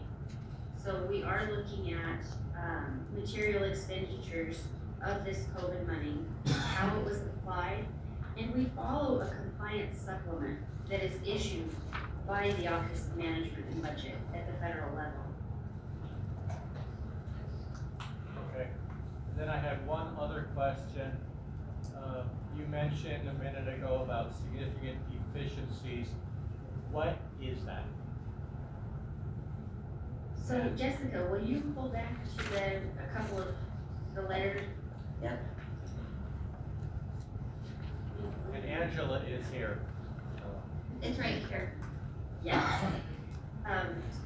This is the best way to explain it, and it says right here in this letter, a deficiency in. Wait, Can you tell us Kim's what? on page 73 of the PDF or page 59 of the report. Sorry, Kim, go. That's okay, this would be the second paragraph to the bottom. And this letter defines a deficiency in internal control when the design or operation of the control does not allow management or employees in the normal course of performing their assigned functions to prevent or detect and correct misstatements on a timely basis. Now, a material weakness is a deficiency that is severe enough that there's a reasonable possibility that there could be a material misstatement of the entity's financial statements. A significant deficiency is somewhere in between. It's less severe than a material weakness, but it's important enough to merit the attention of the board. Now, that being said, we did not identify any control deficiencies that have been reported to you here today. Your finance department has a good system of internal controls to ensure that the transactions are applied to your accounting records in a manner that there's more than one person that participates in each transaction. There's more than one person who's reviewing the expenditure of this federal money, who's looking at the reporting for the federal money to make sure that all of the requirements are met. Thank you.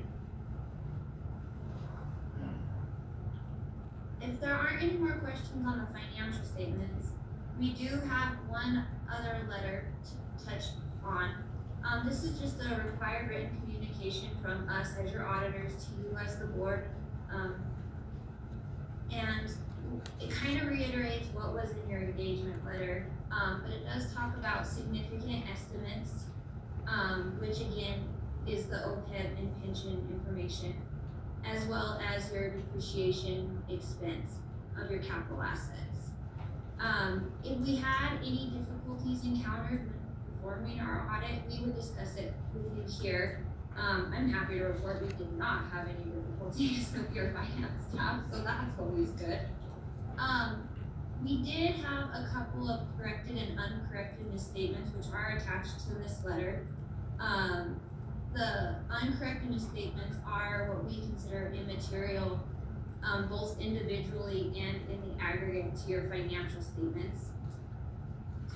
If you had any disagreements with management, we would also put that here.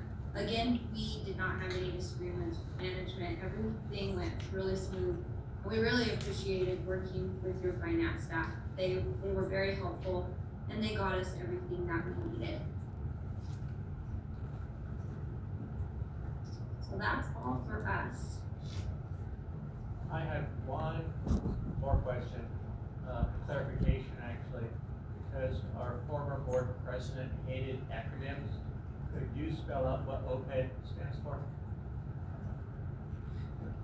Oh, Other Post-Employment Benefit Plan.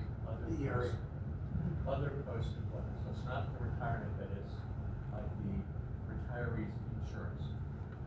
It goes along with that. Is it a subset of PRA or something? Additional. You know, it's other. Other post-employee benefit. I hate acronyms too, but man, I'm not saying that every time. Yeah, it's been drilled into me for 6 years, so. Very good. Any other comments or questions from the board as well, Tim? Sorry. Anything, Amanda or Dana? I don't think so. Thanks for asking, Bob. I'm excited that we have a clean audit, and that our COVID money application was clearly defined on the audit and looks great. So I'm a happy board member. Well done. It sounds like you're appreciative of the staff here, and we like hearing that, and they like working with you, so it all worked quite well, and appreciate the work from the firm and from our staff. And the audit has been submitted by the auditors to the Office of State Auditor, and we submitted it to the CDE, along with all the attachments the CDE wants, as well as the same thing we submitted to both agencies, the charter schools audit. Very good. We have one more submission for Federal Audit Clearinghouse that will get done, because as Kim mentioned, you guys did have those federal expenditures that exceeded $750,000. We also submit this information to the federal. That's been done already. You guys did that, we did it. Oh, we did? Yeah. Yes, it's complete. Oh, okay. Sorry. Then we're good. Yep. Very good. Thank you, Jessica. Thank you, we'll see you next summer. Yeah. Thank you. See you next round. Appreciate it.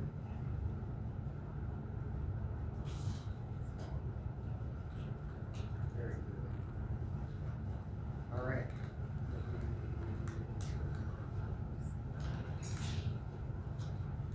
Next, we're gonna without any other comments.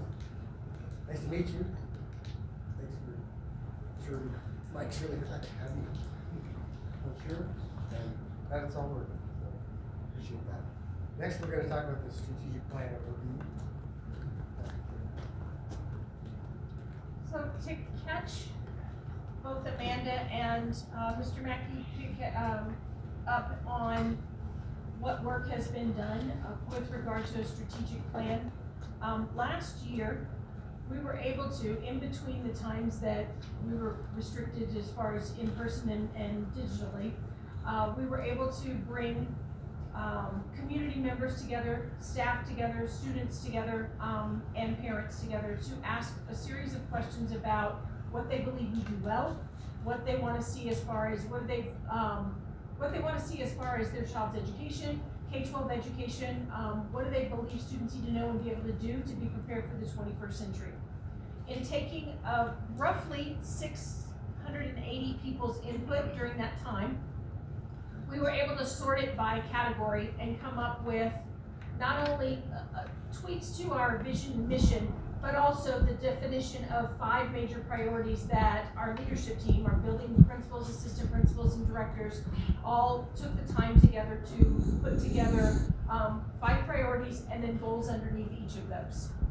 It's a big, massive piece of data, but the point being and the goal being that the board has an opportunity to look at it, give us input. You like this, you don't like this, you want to see this added, you want to see this change, this timeline, more aggressive, less aggressive, whatever that looks like, so that we can get to a 5-year plan that really helps direct where we're going to go as a district.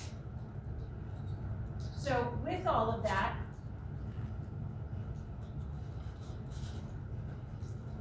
the vision and the mission was. They have the PowerPoint on. They have it on Board Docs, yeah. The vision and mission were outlined, and those have been discussed among board members last year as well as staff, really looking at an exemplary learning community whose graduates excel in a complex, interconnected, changing world. The mission to empower students and staff to achieve personal and academic successes in a safe, appropriate learning environment while providing them the tools to effectively navigate the 21st century. As we kind of got into all of that, we really looked at vision, mission, priorities, and goals. And I won't take a huge amount of time because the hope would be that the board can focus in on one priority each month for the remainder of the year to really look at that. But an overview of that would be, priority 1 is high quality, well-rounded, safe, healthy educational experience for all students. We kind of call it we're gonna make sure all kids succeed priority. We want it engaging, rigorous, and real-world relevant.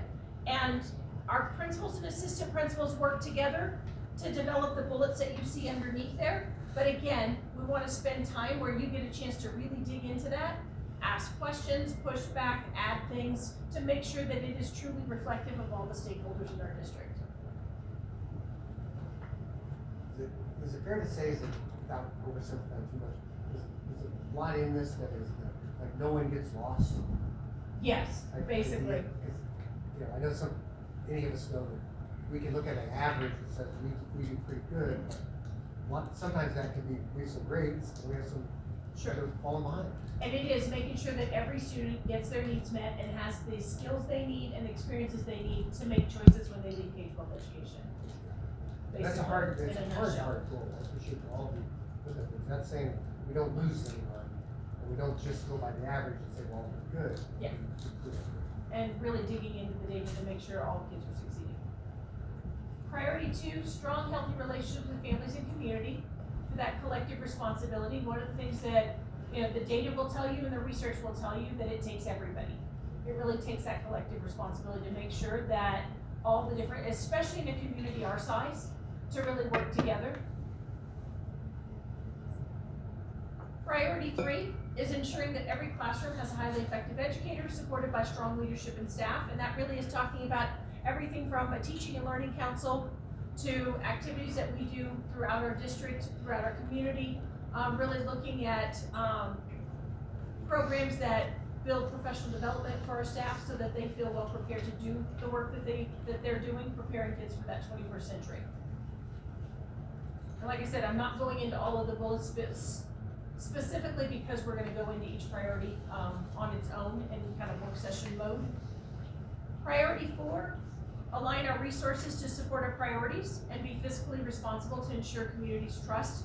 And that's what you just heard, working with our auditors, making sure that Mike and his team prepare the documentation necessary so that outside entities can evaluate our financial health and make sure we're doing well, and make sure that we're spending resources on the things that we say are priorities in our district.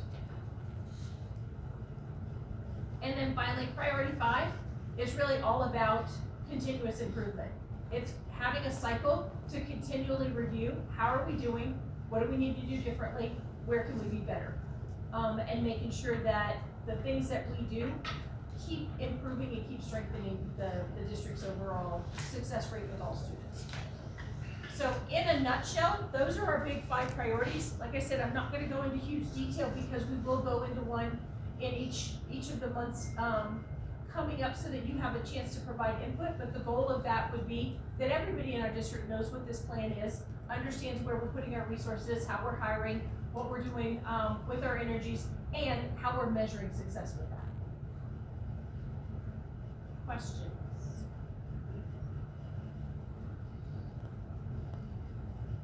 Anyone, comments or questions? I look forward to the evolution of this company. So is it next month we're tackling one? Start with one. Yeah. Okay, that's that. That at least gives you the overview. Yeah, thank you. All right, moving on to discussion items. We have 2 new board members, so we want to consider some board training, especially Mr. Mackey. Mr. Mackey. Wait a second, I know this guy. Anything that's an option for us there? CASB has the month of March wide open, so be a 4-hour long training. So it's dependent on what the board's schedule is. We can go April.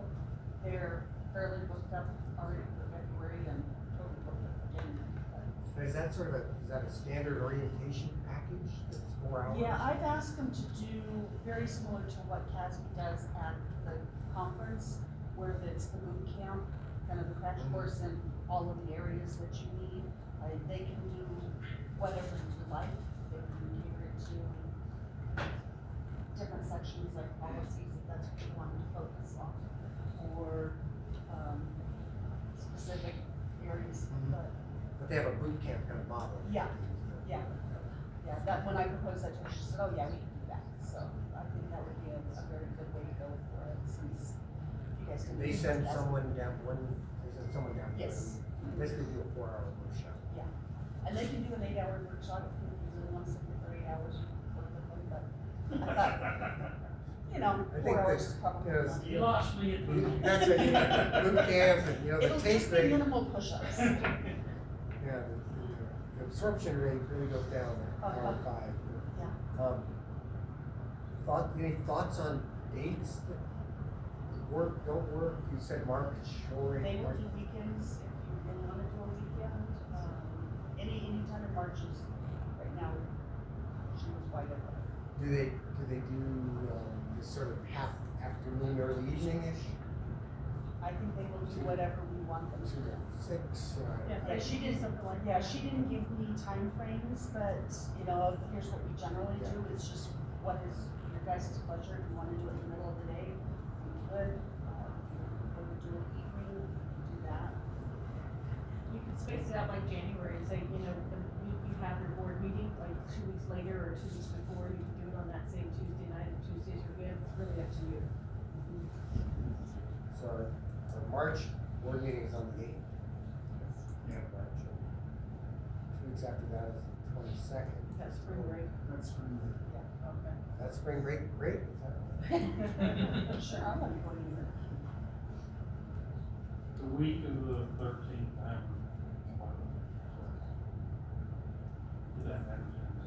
That matters, because if we could say then maybe we're saying 8th and then the 15th. The Tuesday, what are anyone's thoughts on, is it an evening? I think 4 hours all evening is a little long. Started earlier, 4 or 5-ish? Yeah,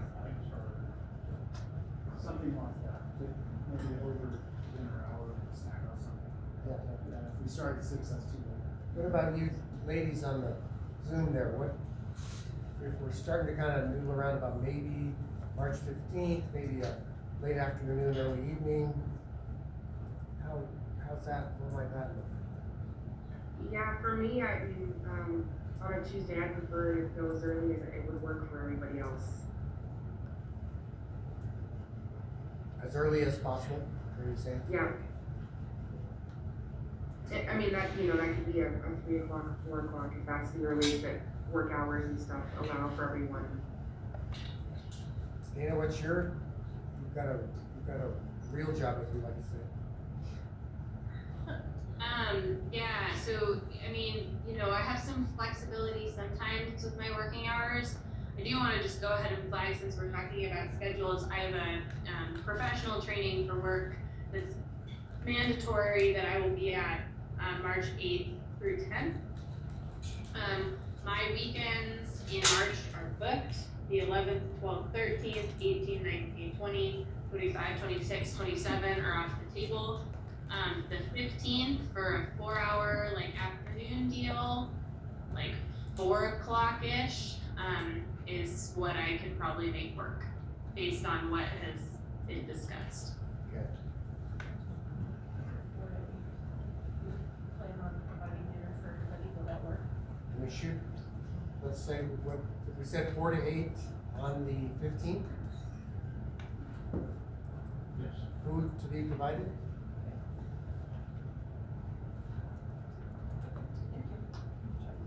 Will it be there as a location, the middle school?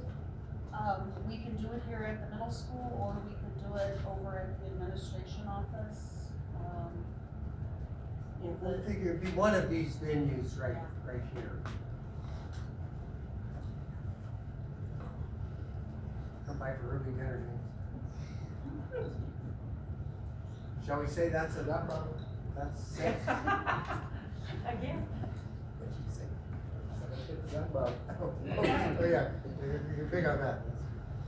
All right, that's good. And I appreciate people willing to put the time in there, and I think we'll all enjoy it. And we always learn. When we go through this. All right, now we're going to talk about student representative, and we have one, James, but we used to have 2. And so the question is, should we finish out the year how we stand, or do we want to solicit applicants and try to add a second? What's your thought, James? I personally know somebody interested, so, I mean, there's definitely people out there that are interested. If you guys are open to that, I mean, I'm great, I bring a lot of things, but other people can bring things as well. And maybe a female's perspective, and I know that people that are interested,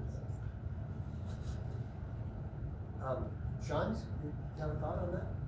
Well, the reason I brought it up is I had a student come and ask me about it. So then I came to Dr. Kim and said, hey, I know we had one that stepped down. Do we want to go ahead and go through the process and get another student on board? So that's why we're asking. So I mean, I can follow whatever you guys want to do. If we want to try to find another student, we can put it out there and see what we can find. We're talking about additional. Additional, yeah. After tonight, I don't want to lose it. Yeah. No, we had 2. Yeah, we have had 2 in this is the second year we've done this, and we have a lady who had to step down.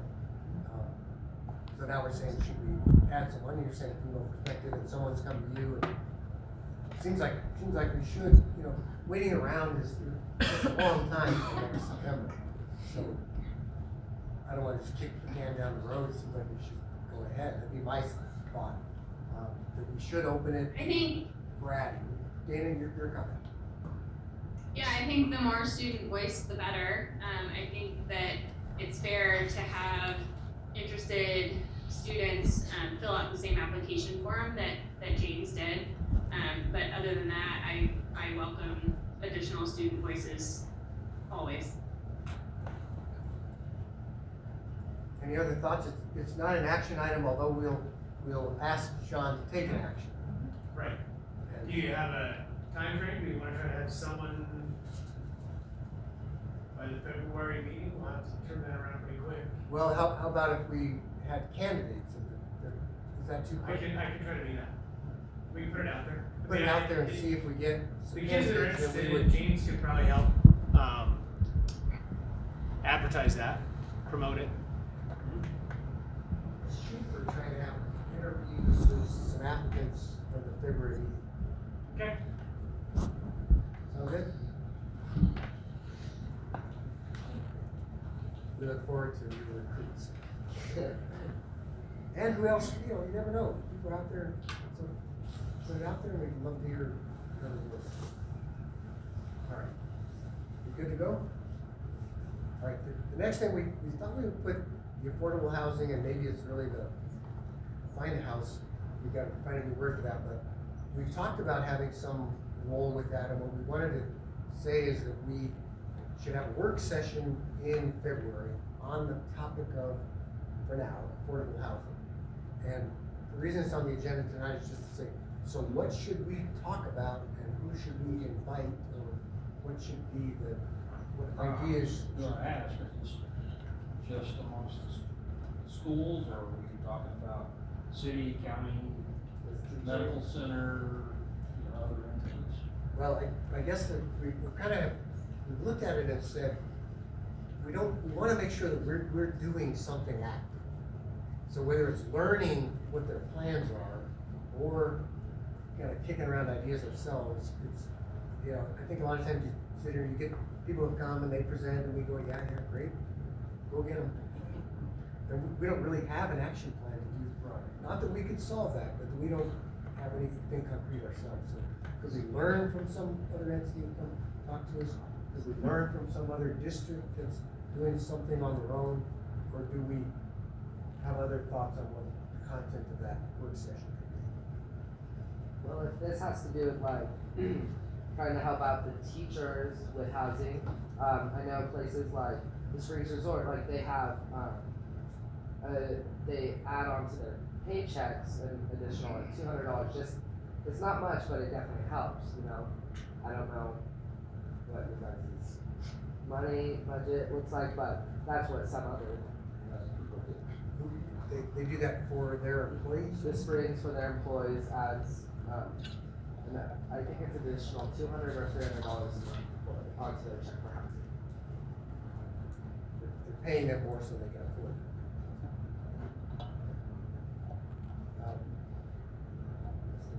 Bob, I might suggest that it would be good for us to think about who can take leadership on connecting with other entities in town about the work that is currently going on to serve,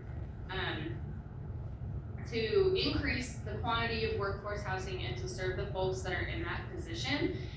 I think we also need to get, to like figure out our language and the population that we're specifically trying to target, because there's workforce housing, there's affordable housing, like those are different things based on the median income of the area. So I think we need to get clear on what we're targeting specifically, what other public entities are working on. I know a lot of boards have passed a resolution about this, and so I think an information gathering stage between now and February would be great.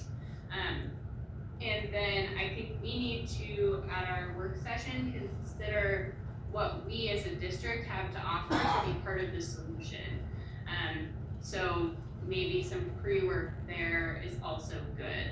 So are we specifically trying to help our teachers in terms of retaining and attracting staff?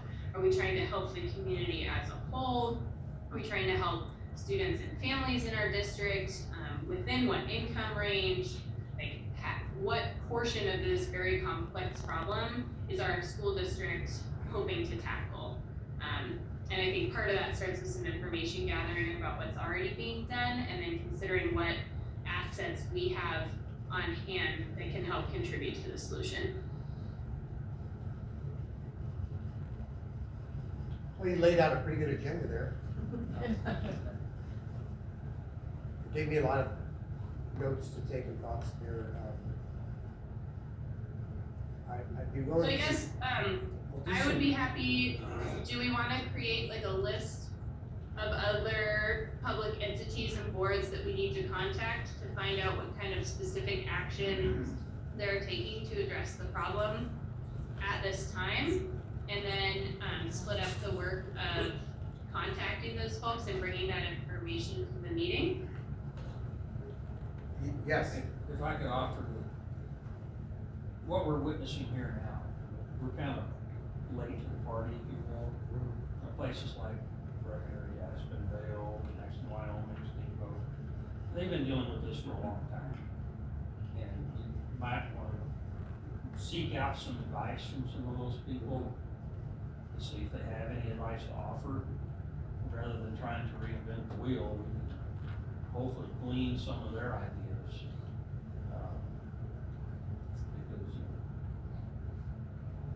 there's definitely a different budget that they would have to work with that we would have, but maybe some ideas there that we would benefit from. So I hear that kind of adding to Dana saying we need to survey what are all of our local entities doing with that.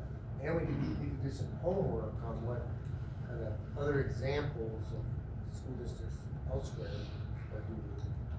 Kind of have the study phase of this in a couple of meetings here where we learn what's going on with action plans, what's happening here, what are other districts doing, and work that toward what's the step we can take. What can we do? You suggested, Dana, that the idea of figure out what every other entity in the county's working on, who's working on what, and have some kind of survey of that. Break that up. That's a workable thing instead of just having one person do it all. Like, for instance, if you were to say, let's have Tim contact the hospital district and see what they're doing with this. I'll contact the county and see what they're doing with this. Which can contact, isn't there an affordable housing group or In something? fact, Darcy was involved with the Poderosa Housing Partners group. What are they exactly, Chris? Poderosa Housing Partners is a nonprofit, and we're mainly working right now on legislation to I guess not tax, it would be fees. There's gonna be something on the April ballot, which would, it's an $1,800 per bedroom fee for, short-term rentals that people don't live in at least 9 months out of the year. And the idea behind that is in town, there's about 354 houses total. I don't know exactly right now, I don't have notes in front of me how that breaks down per house, but there are 354 bedrooms. So we're looking at about $720,000 a year that would go into a budget line for the town that would be earmarked for workforce housing.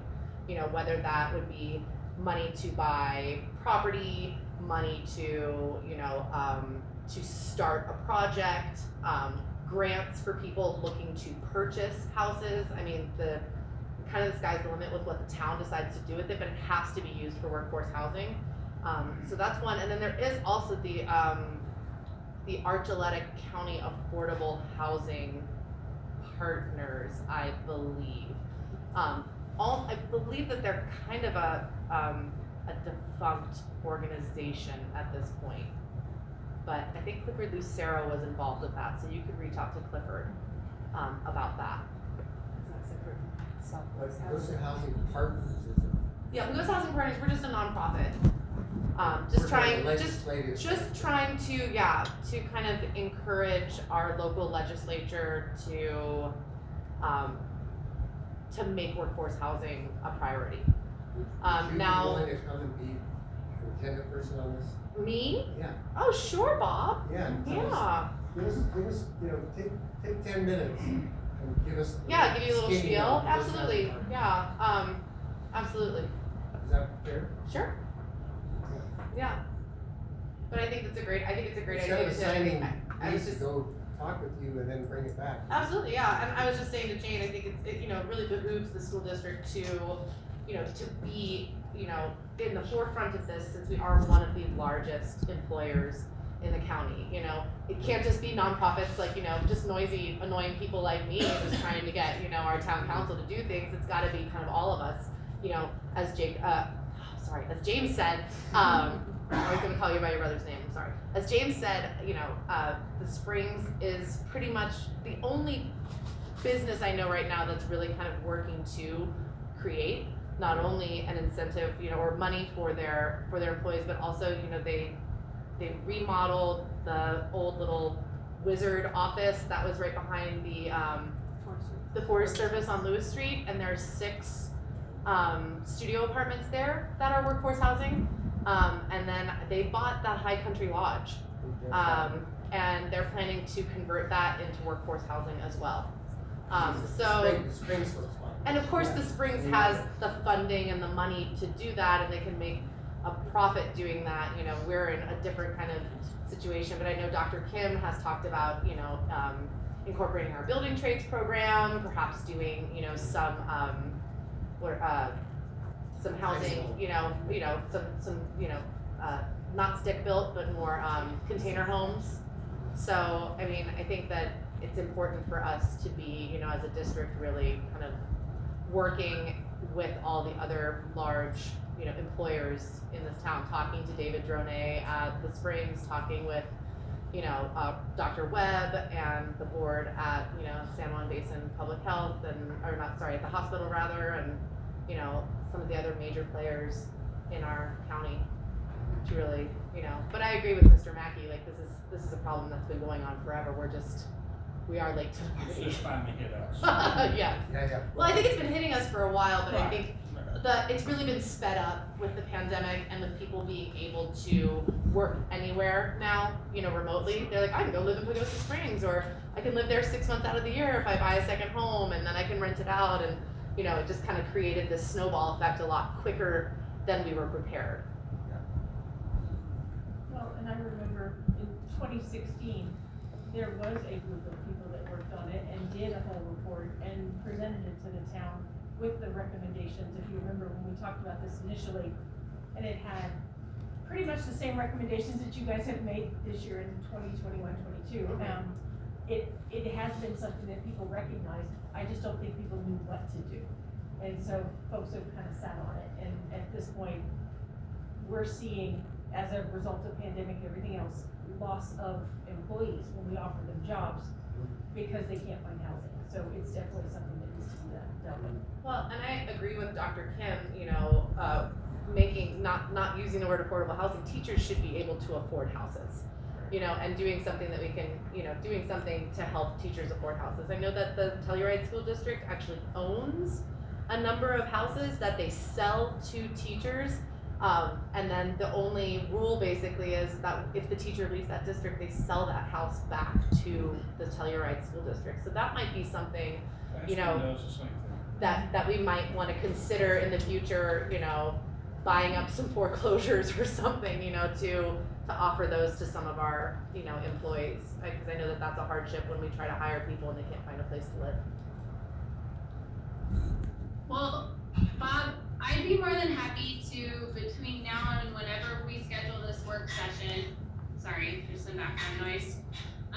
I'd be happy to, between now and whenever we schedule this work session, put together like a one-pager front and back of the other entities in the county and their like primary project or initiative that's associated with this, just so we can get an idea of the landscape of what they're working on, what they're committed to, what kind of resources they have, so that maybe we can start to understand what's missing or what we can uniquely bring to the table to help solve the problem. So I'm willing to take that on.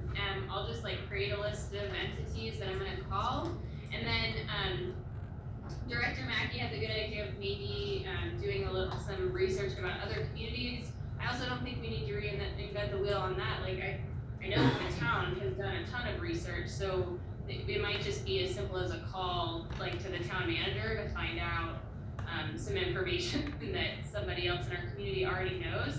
I'm not willing to take on that portion of it. I'm willing to take on contacting other public entities and elected boards in our area and finding out what their primary initiatives and resources that they're putting towards this are, and bringing that to the work session, if that sounds like it would be helpful. That sounds great. So we have Darcy gonna talk about her group, and if you're, that's a big job. If you're willing to tackle that one pager on what other people are doing, I think we have to say, like, we're in this for the long haul. We're not gonna do a session and then forget about it. So we have to say, we're gonna stay at this for a while until we actually develop an action plan that we think we can help with. Some piece or part of this. It's, you know, one of the things that sticks out to me is the school owns land, the school has teaching kids to build things. Could we figure out how to put those two things together, even if it was one quadplex of some kind of, you know, over the course of a year, build something on something we own and make a dent in this town. So let's start with those two reports. Any chance you could talk about one district you could learn about, which that's doing something, you know, a little bit? Well, I've dealt with both Aspen and Summit County, a couple of communities in the Vale area, not Vale specifically. And the general approach has been to take a piece of land and build not tiny homes, but relatively small homes on them as a neighborhood. And kind of like was already mentioned, they sell those at below market price to school teachers or firemen or policemen, you know, it depends on what particular incident. You know, Aspen was the first one that I was involved with, and they had a stark realization one night that all of their emergency services personnel lived an hour and a half, 2 hours away. They don't have an emergency. Exactly, and then you have an emergency at 2 o'clock in the morning, and there's nobody there to deal with it other than, you know, a few emergency personnel that are actually on the job. So they offer these at below market. They have to be, if they leave for whatever reason, leave that they can either sell it to the incoming person possibly, and there's a cap on how much gain they can realize on that, or they can sell it back to the agency that owns all of these. Well, how about if you tell us, we'll put that in the agenda, we're gonna talk a little more about that. Okay, I'll get some more information. Summit's plan is online. Okay. Their plan is actually published online. I'm going up there next week, I was just gonna stop in You and see. just asked me. So that might fill up an hour, at least what we talked about right there. Then I think we need to think about the next time, without putting pressure on people, when could we have buildings, trades, and, you know, talk about what's their capacity for doing some building as part of this education. We can certainly invite Tor to the table and, Josh Sanchez as the CTE director. I know that Tor has been working this year on building a prototype funded by the RISE grant to try to put something together, teaching kids and trying to figure out what is replicable, you know, that they can do. So he's been working on that, but it would be good to have a status update of what have you learned so far this year? Okay. How many do you think you could make in a year? I mean, is that a sustainable way of doing it, or do we need to create some, like, high-density housing? I mean, that's. If he would, you know, what have you done so far, and then if you're thinking about what you really like to do. Yeah. What's that vision? Yeah, the ones I've been involved with have been done as a collective by the various groups within the community. Wasn't the school system doing one thing, the city doing it different, the county doing it different, the hospital doing it different? They had all kind of pulled their resources to come up with a proposal and a plan that suited their needs.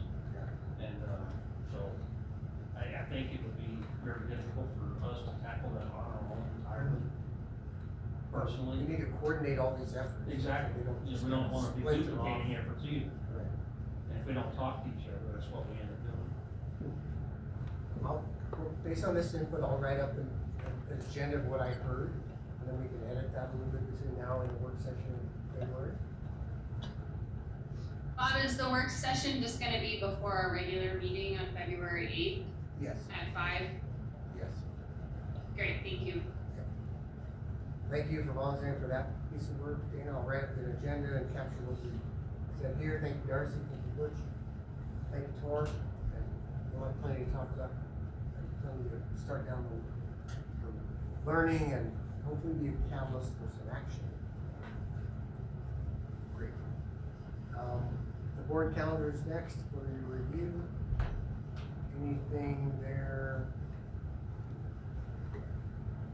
We need to add the 25th of January for budget, to this count, to this list. 15th of March. And the February 8th work session, and then the March for CASB. What time is the special meeting on the 25th? Do you want it at 6 like you normally meet, or do you want it at different times? Dana, the special meeting on the 25th, should it be at 6 or can you do 5?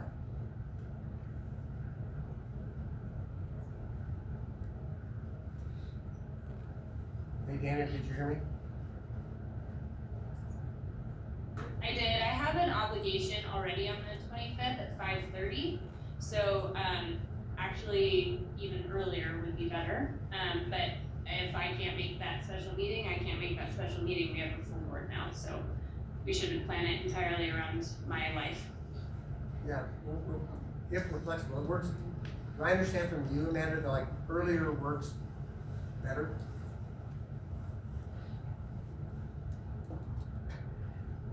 That is just, personal preference due to family and stuff. Yeah. So I have a lot of flexibility within my work schedule because I do not work full time. I'm also in school, which is an online program, so I do have some flexibility in my schedule. And outside of my national board exams that I have coming up, I can try to make most things happen. Would 4:30 work? For the school and? I could do, if we're looking at an hour, I could do 4:30 or 4 on the 25th. I just have to throw it on my work calendar right now. Would 4:30 let you get to your 5:30? Or should we do 4? I think that that's fine as long as we don't expect it going more than an hour. Right? 4:30 for an hour? Depends on the, what's that? If you don't take action on the charter this evening, you'll have to do it that evening, because you have to do it by February 1st, but otherwise it's just on that. the agenda for tonight. Yeah, it is. Let's do 4:30 Okay. on the 25th.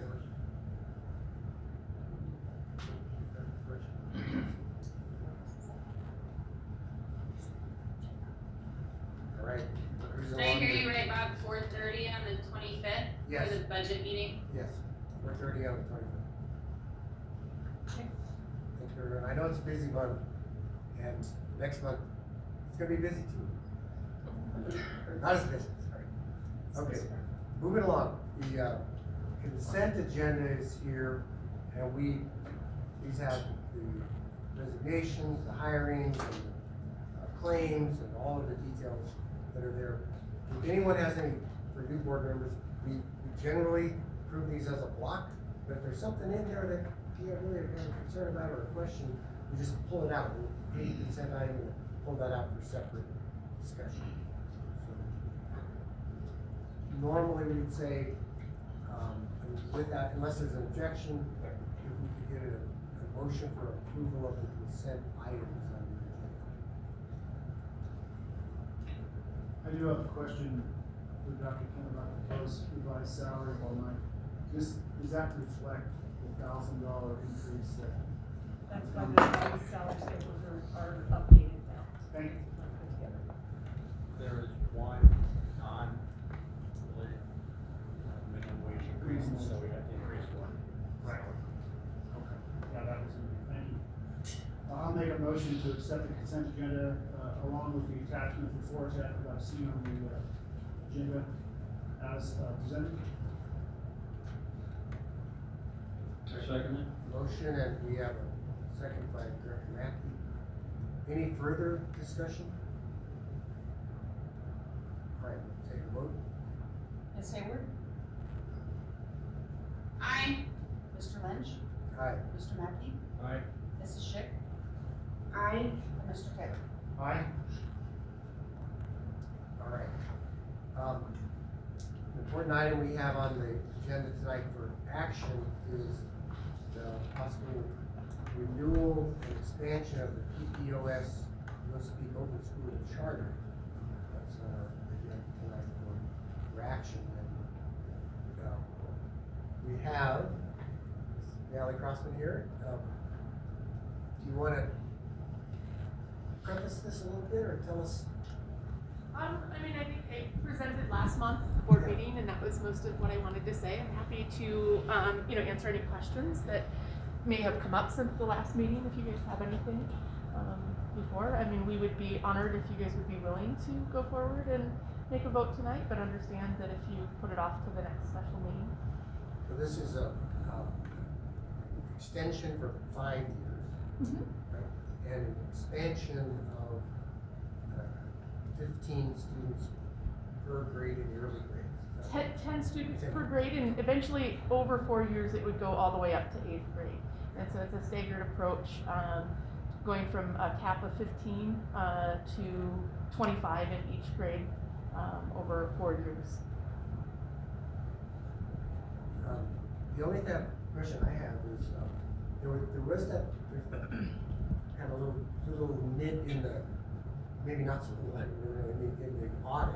Do you want to talk about that a little bit? Yeah, I'd be happy to address that. Our board saw a similar audit presentation during the month of December from them, and it was brought up to our board. And beforehand, working with the auditors, they mentioned it.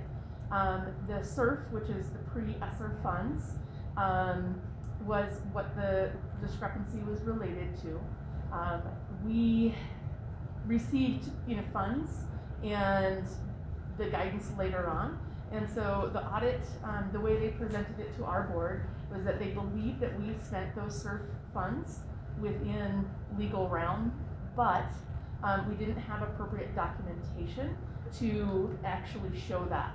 And that they had issued similar letters to a lot of small schools, especially charter schools, that did not comply as well as maybe they should have. To remedy that, our business manager, Shanae Hammond, has gone through some schools of choice training and lead training on the ESSER funds so that we make sure that that does not happen with the ESSER funds going forward. And so other than that letter, the audit was considered a clean audit like yours was. Anyone else questions? What grades do we go through in that? Currently, we are up to 8th grade, and we are allowed to. Our model is based off of 15, and we can go to 17 according to the charter contract. And anything over 17, we have to ask. But I typically talk to Dr. Kim of anything over 15 if we go above that. It does take the cap from the 135 underneath our current charter contract to why can't I come up with the number? To 25, because it's 90. Phased in. Yes, phased in over 4 years. A couple of the things that it really is hoping to help us and is looking at being able to, in 2 years, do some route transportation to be able to bring in kids from different communities on transportation. It wouldn't be like the routes that you guys have, but we would have 3 neighborhood stops that would, routes that would bring kids to our school to remove that barrier to ensure that we continue to serve a diverse population that is, similar to that of the Archuleta County, because that's one barrier to enrollment that we have not been able to overachieve, and be able to do that. If we, there's time for other questions if you have any.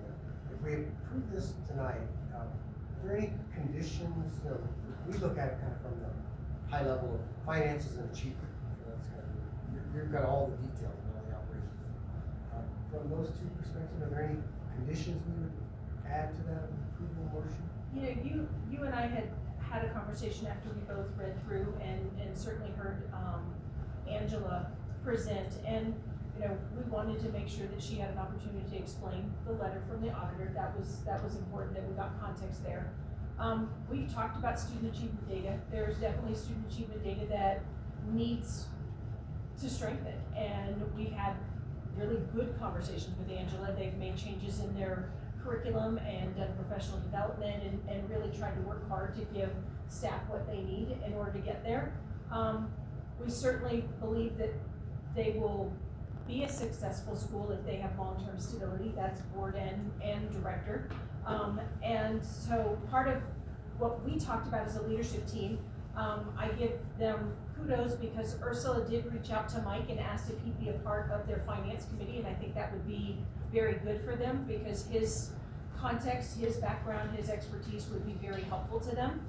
I would also suggest that, Angela be a part of our leadership meetings and our professional development. She is a fairly new administrator to the school as well as to administration in general, and I think that she can continue to build her skill set. She's got great instincts and she works hard, and she's well respected by the community there and by her board.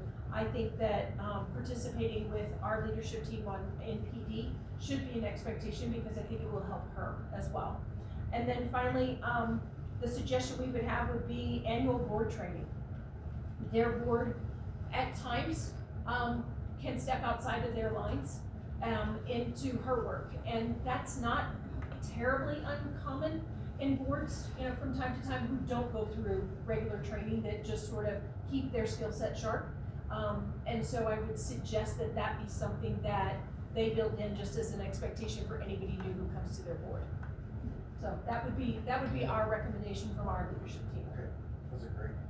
Are you okay with those three? Yeah, we welcome Michael to the finance committee. You asked him, right? He hopefully got the invite today to come tomorrow. And we're excited to have that specialty because I think, we have some people that have finance background, but it's not nonprofit or education background. And so I think that is where we've been lacking. And then, in the past I have come to a lot of the leadership meetings, but I'd be honored to be able to be involved with professional development in addition. It's been a little harder, as COVID this last 6 months, but, we have to make time for those types of things. The board training is already in the works and was written into the application. Jim Christensen is a gentleman that is contracting the schools of choice, and he has already started meeting with Ursula and Julie, two of my board members, to kick off a board training that will include the three of us as kind of an executive committee to make sure that we are working effectively and that our board meetings are running effectively, and then we'll include a training for the entire board in addition to more lead charter school training. But if you guys had specific thoughts on other training outside of those two, I'd be happy to look into that. But I would guess that if we had a motion that included that you have a plan for annual board training, we would specify all the details. You're doing that, we probably would say, but that should be codified. Yep. I'd be happy for those three items to be added to, middle. So that's kind of the structure we're laying out here is the recommendation is approve the extension of the charter school, and then our leadership research says that it would be a good idea to add these three conditions or stipulations on that. If we could have a motion to that effect, if someone feels like that's right, that's what I see about. Mr. President, I'd be happy to make a motion to reauthorize the Mississippi Open School as presented in the reauthorization plan with the addition of the three conditions just discussed. We have a motion. Do we have a second? I'll second that. Motion and a second. Any further discussion or questions before we open the vote to renew and expand the POS? Anything else? All right. Ms. Hayward? Aye. Mr. Lynch? Aye. Mr. Mackey? Aye. Ms. Schick? Due to the fact that I work at the Mississippi Open School, I've been asked to recuse myself for voting. Mr. Taylor? Aye. Motion carries, 1 abstention. Congratulations. Thank you. You Look forward to working with you.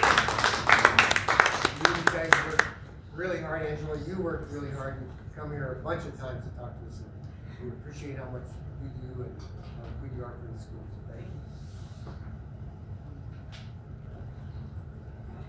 All right, we have a working agreement that we hammered out a little bit of kind of the rules of the road and how we work with our superintendent. How we have good expectations about how we're going to communicate. That was drafted and put before us. Robyn took all of our notes from CASB, from our work session together, based on the comments, the recommendations, the edits, the additions. And she put it in here for just you guys to review and remember.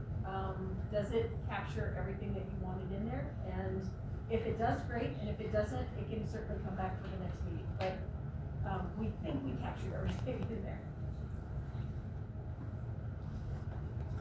I think you did. Dana and Tim, anything you see that you want to edit or add or modify? No, I think I'm quite happy with it.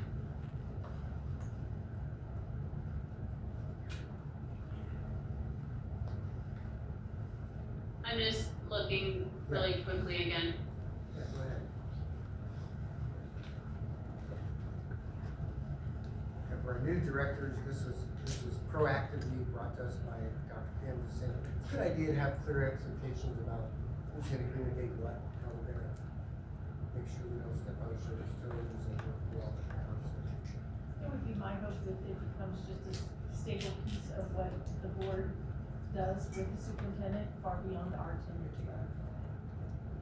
One thing I already feel really comfortable with is anything that's going on, you reach out and tell us. Well, that's no surprises with the group. It won't take new action.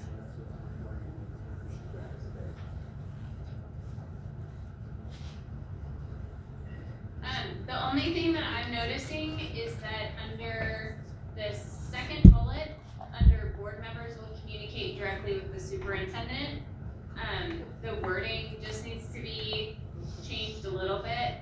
Be mindful of the workload that requests for information may create. This was missing a word or something. Yeah. Reads a little weird. Other than that, I'm in agreement with it. And did we discuss if we were gonna also put this on the school district website under the board tab? Yes, we did. We are. So we have that. So we have a word edit there. Be mindful of the workload that requests for information we create. An edit there will capture that.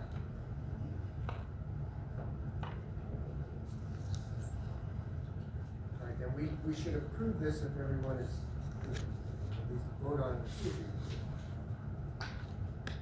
Mr. President, I'll make a motion that we approve the board and superintendent working agreement for the years 2021, 2022 with the minor edit that Director Hayward brought up. I'll go ahead and second that. Any further discussion? All right, let's have a vote. Ms. Hayward? Aye. Mr. Lynch? Aye. Mr. Mackey? Aye. Ms. Schick? Aye. And Mr. Taylor? Aye. All right, next is a resolution we've looked at. This originally was brought to us by the Education Association. Tim did a little bit of word editing, right, Tim? I believe so. And the whole Did I? point, Yes, yeah, thank you. the whole point is budget stabilization is just a code word for giving us less money than the law requires. The statute says schools should be funded at X, and the legislators say, that sounds good, but let's put in this subtraction factor and send that out because we need this money to make budgets work elsewhere. There's something wrong with that that we all agree is a problem. It's a problem with ripple effect of salaries, and maintenance on buildings and everything else, and it adds up to big money over time. And my own personal opinion is we're probably never gonna go back and say, gee, we have a lot of hole to fill in, but we've gotta go back and just follow the law. We pay the full amount that's we're supposed to get per student. So, that's my synopsis. What this is about, and we should support this, and this is your lobbying effort, right, Harrison? Any other comments, or can we pass this and, Ms. Bennett, you have the number that is owed to us to fill in blank? It's $14.7 million and change, Mr. Taylor. 16.7. 16.7, see, Mike's here, thank God. It's in the audit, on page M1. I guess it was $14.7 million last year. Last year when we wrote this resolution up. Mr. President, I'll make a motion to approve the budget stabilization factor resolution that we have received here. we have a motion, do we have a second? Second. Motion and a second. This needs to be worked on hard. You know, whoever and everyone can push our legislators. We have a retreat this Saturday where we will be focusing on this as an entire Southwest UNISERV. And our legislator, Representative McLaughlin, has said this is her one priority.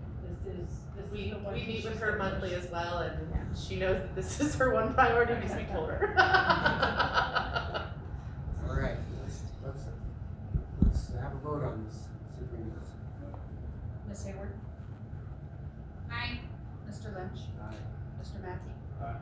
Mrs. Schick? Aye. And Mr. Taylor? Aye. All right, the last action item is, school board meeting resolution where we have to formally say, we're gonna meet on the second Tuesday at 6 o'clock on a regular basis unless we establish a different time and place with a different agenda. Do I paraphrase that in? Okay. So this is just saying, yes, we are gonna keep having meetings on second Tuesday at 6 p.m. We need a motion. Mr. President, I move that we approve the 2022 board meeting resolution as presented. We need a second. Second. Any discussion? Seeing none? Ms. Hayward? Aye. Mr. Lynch? Aye. Mr. Mackey? Aye. Mrs. Schick? Aye. Mr. Taylor? Aye. We don't have any executive session material tonight, and our next board meeting is gonna have a work session. I'll send out an agenda so people are gonna work on that a little bit, make sure that's this help with housing problem workshop is productive for us. Anything in particular anybody wants to see on the February agenda?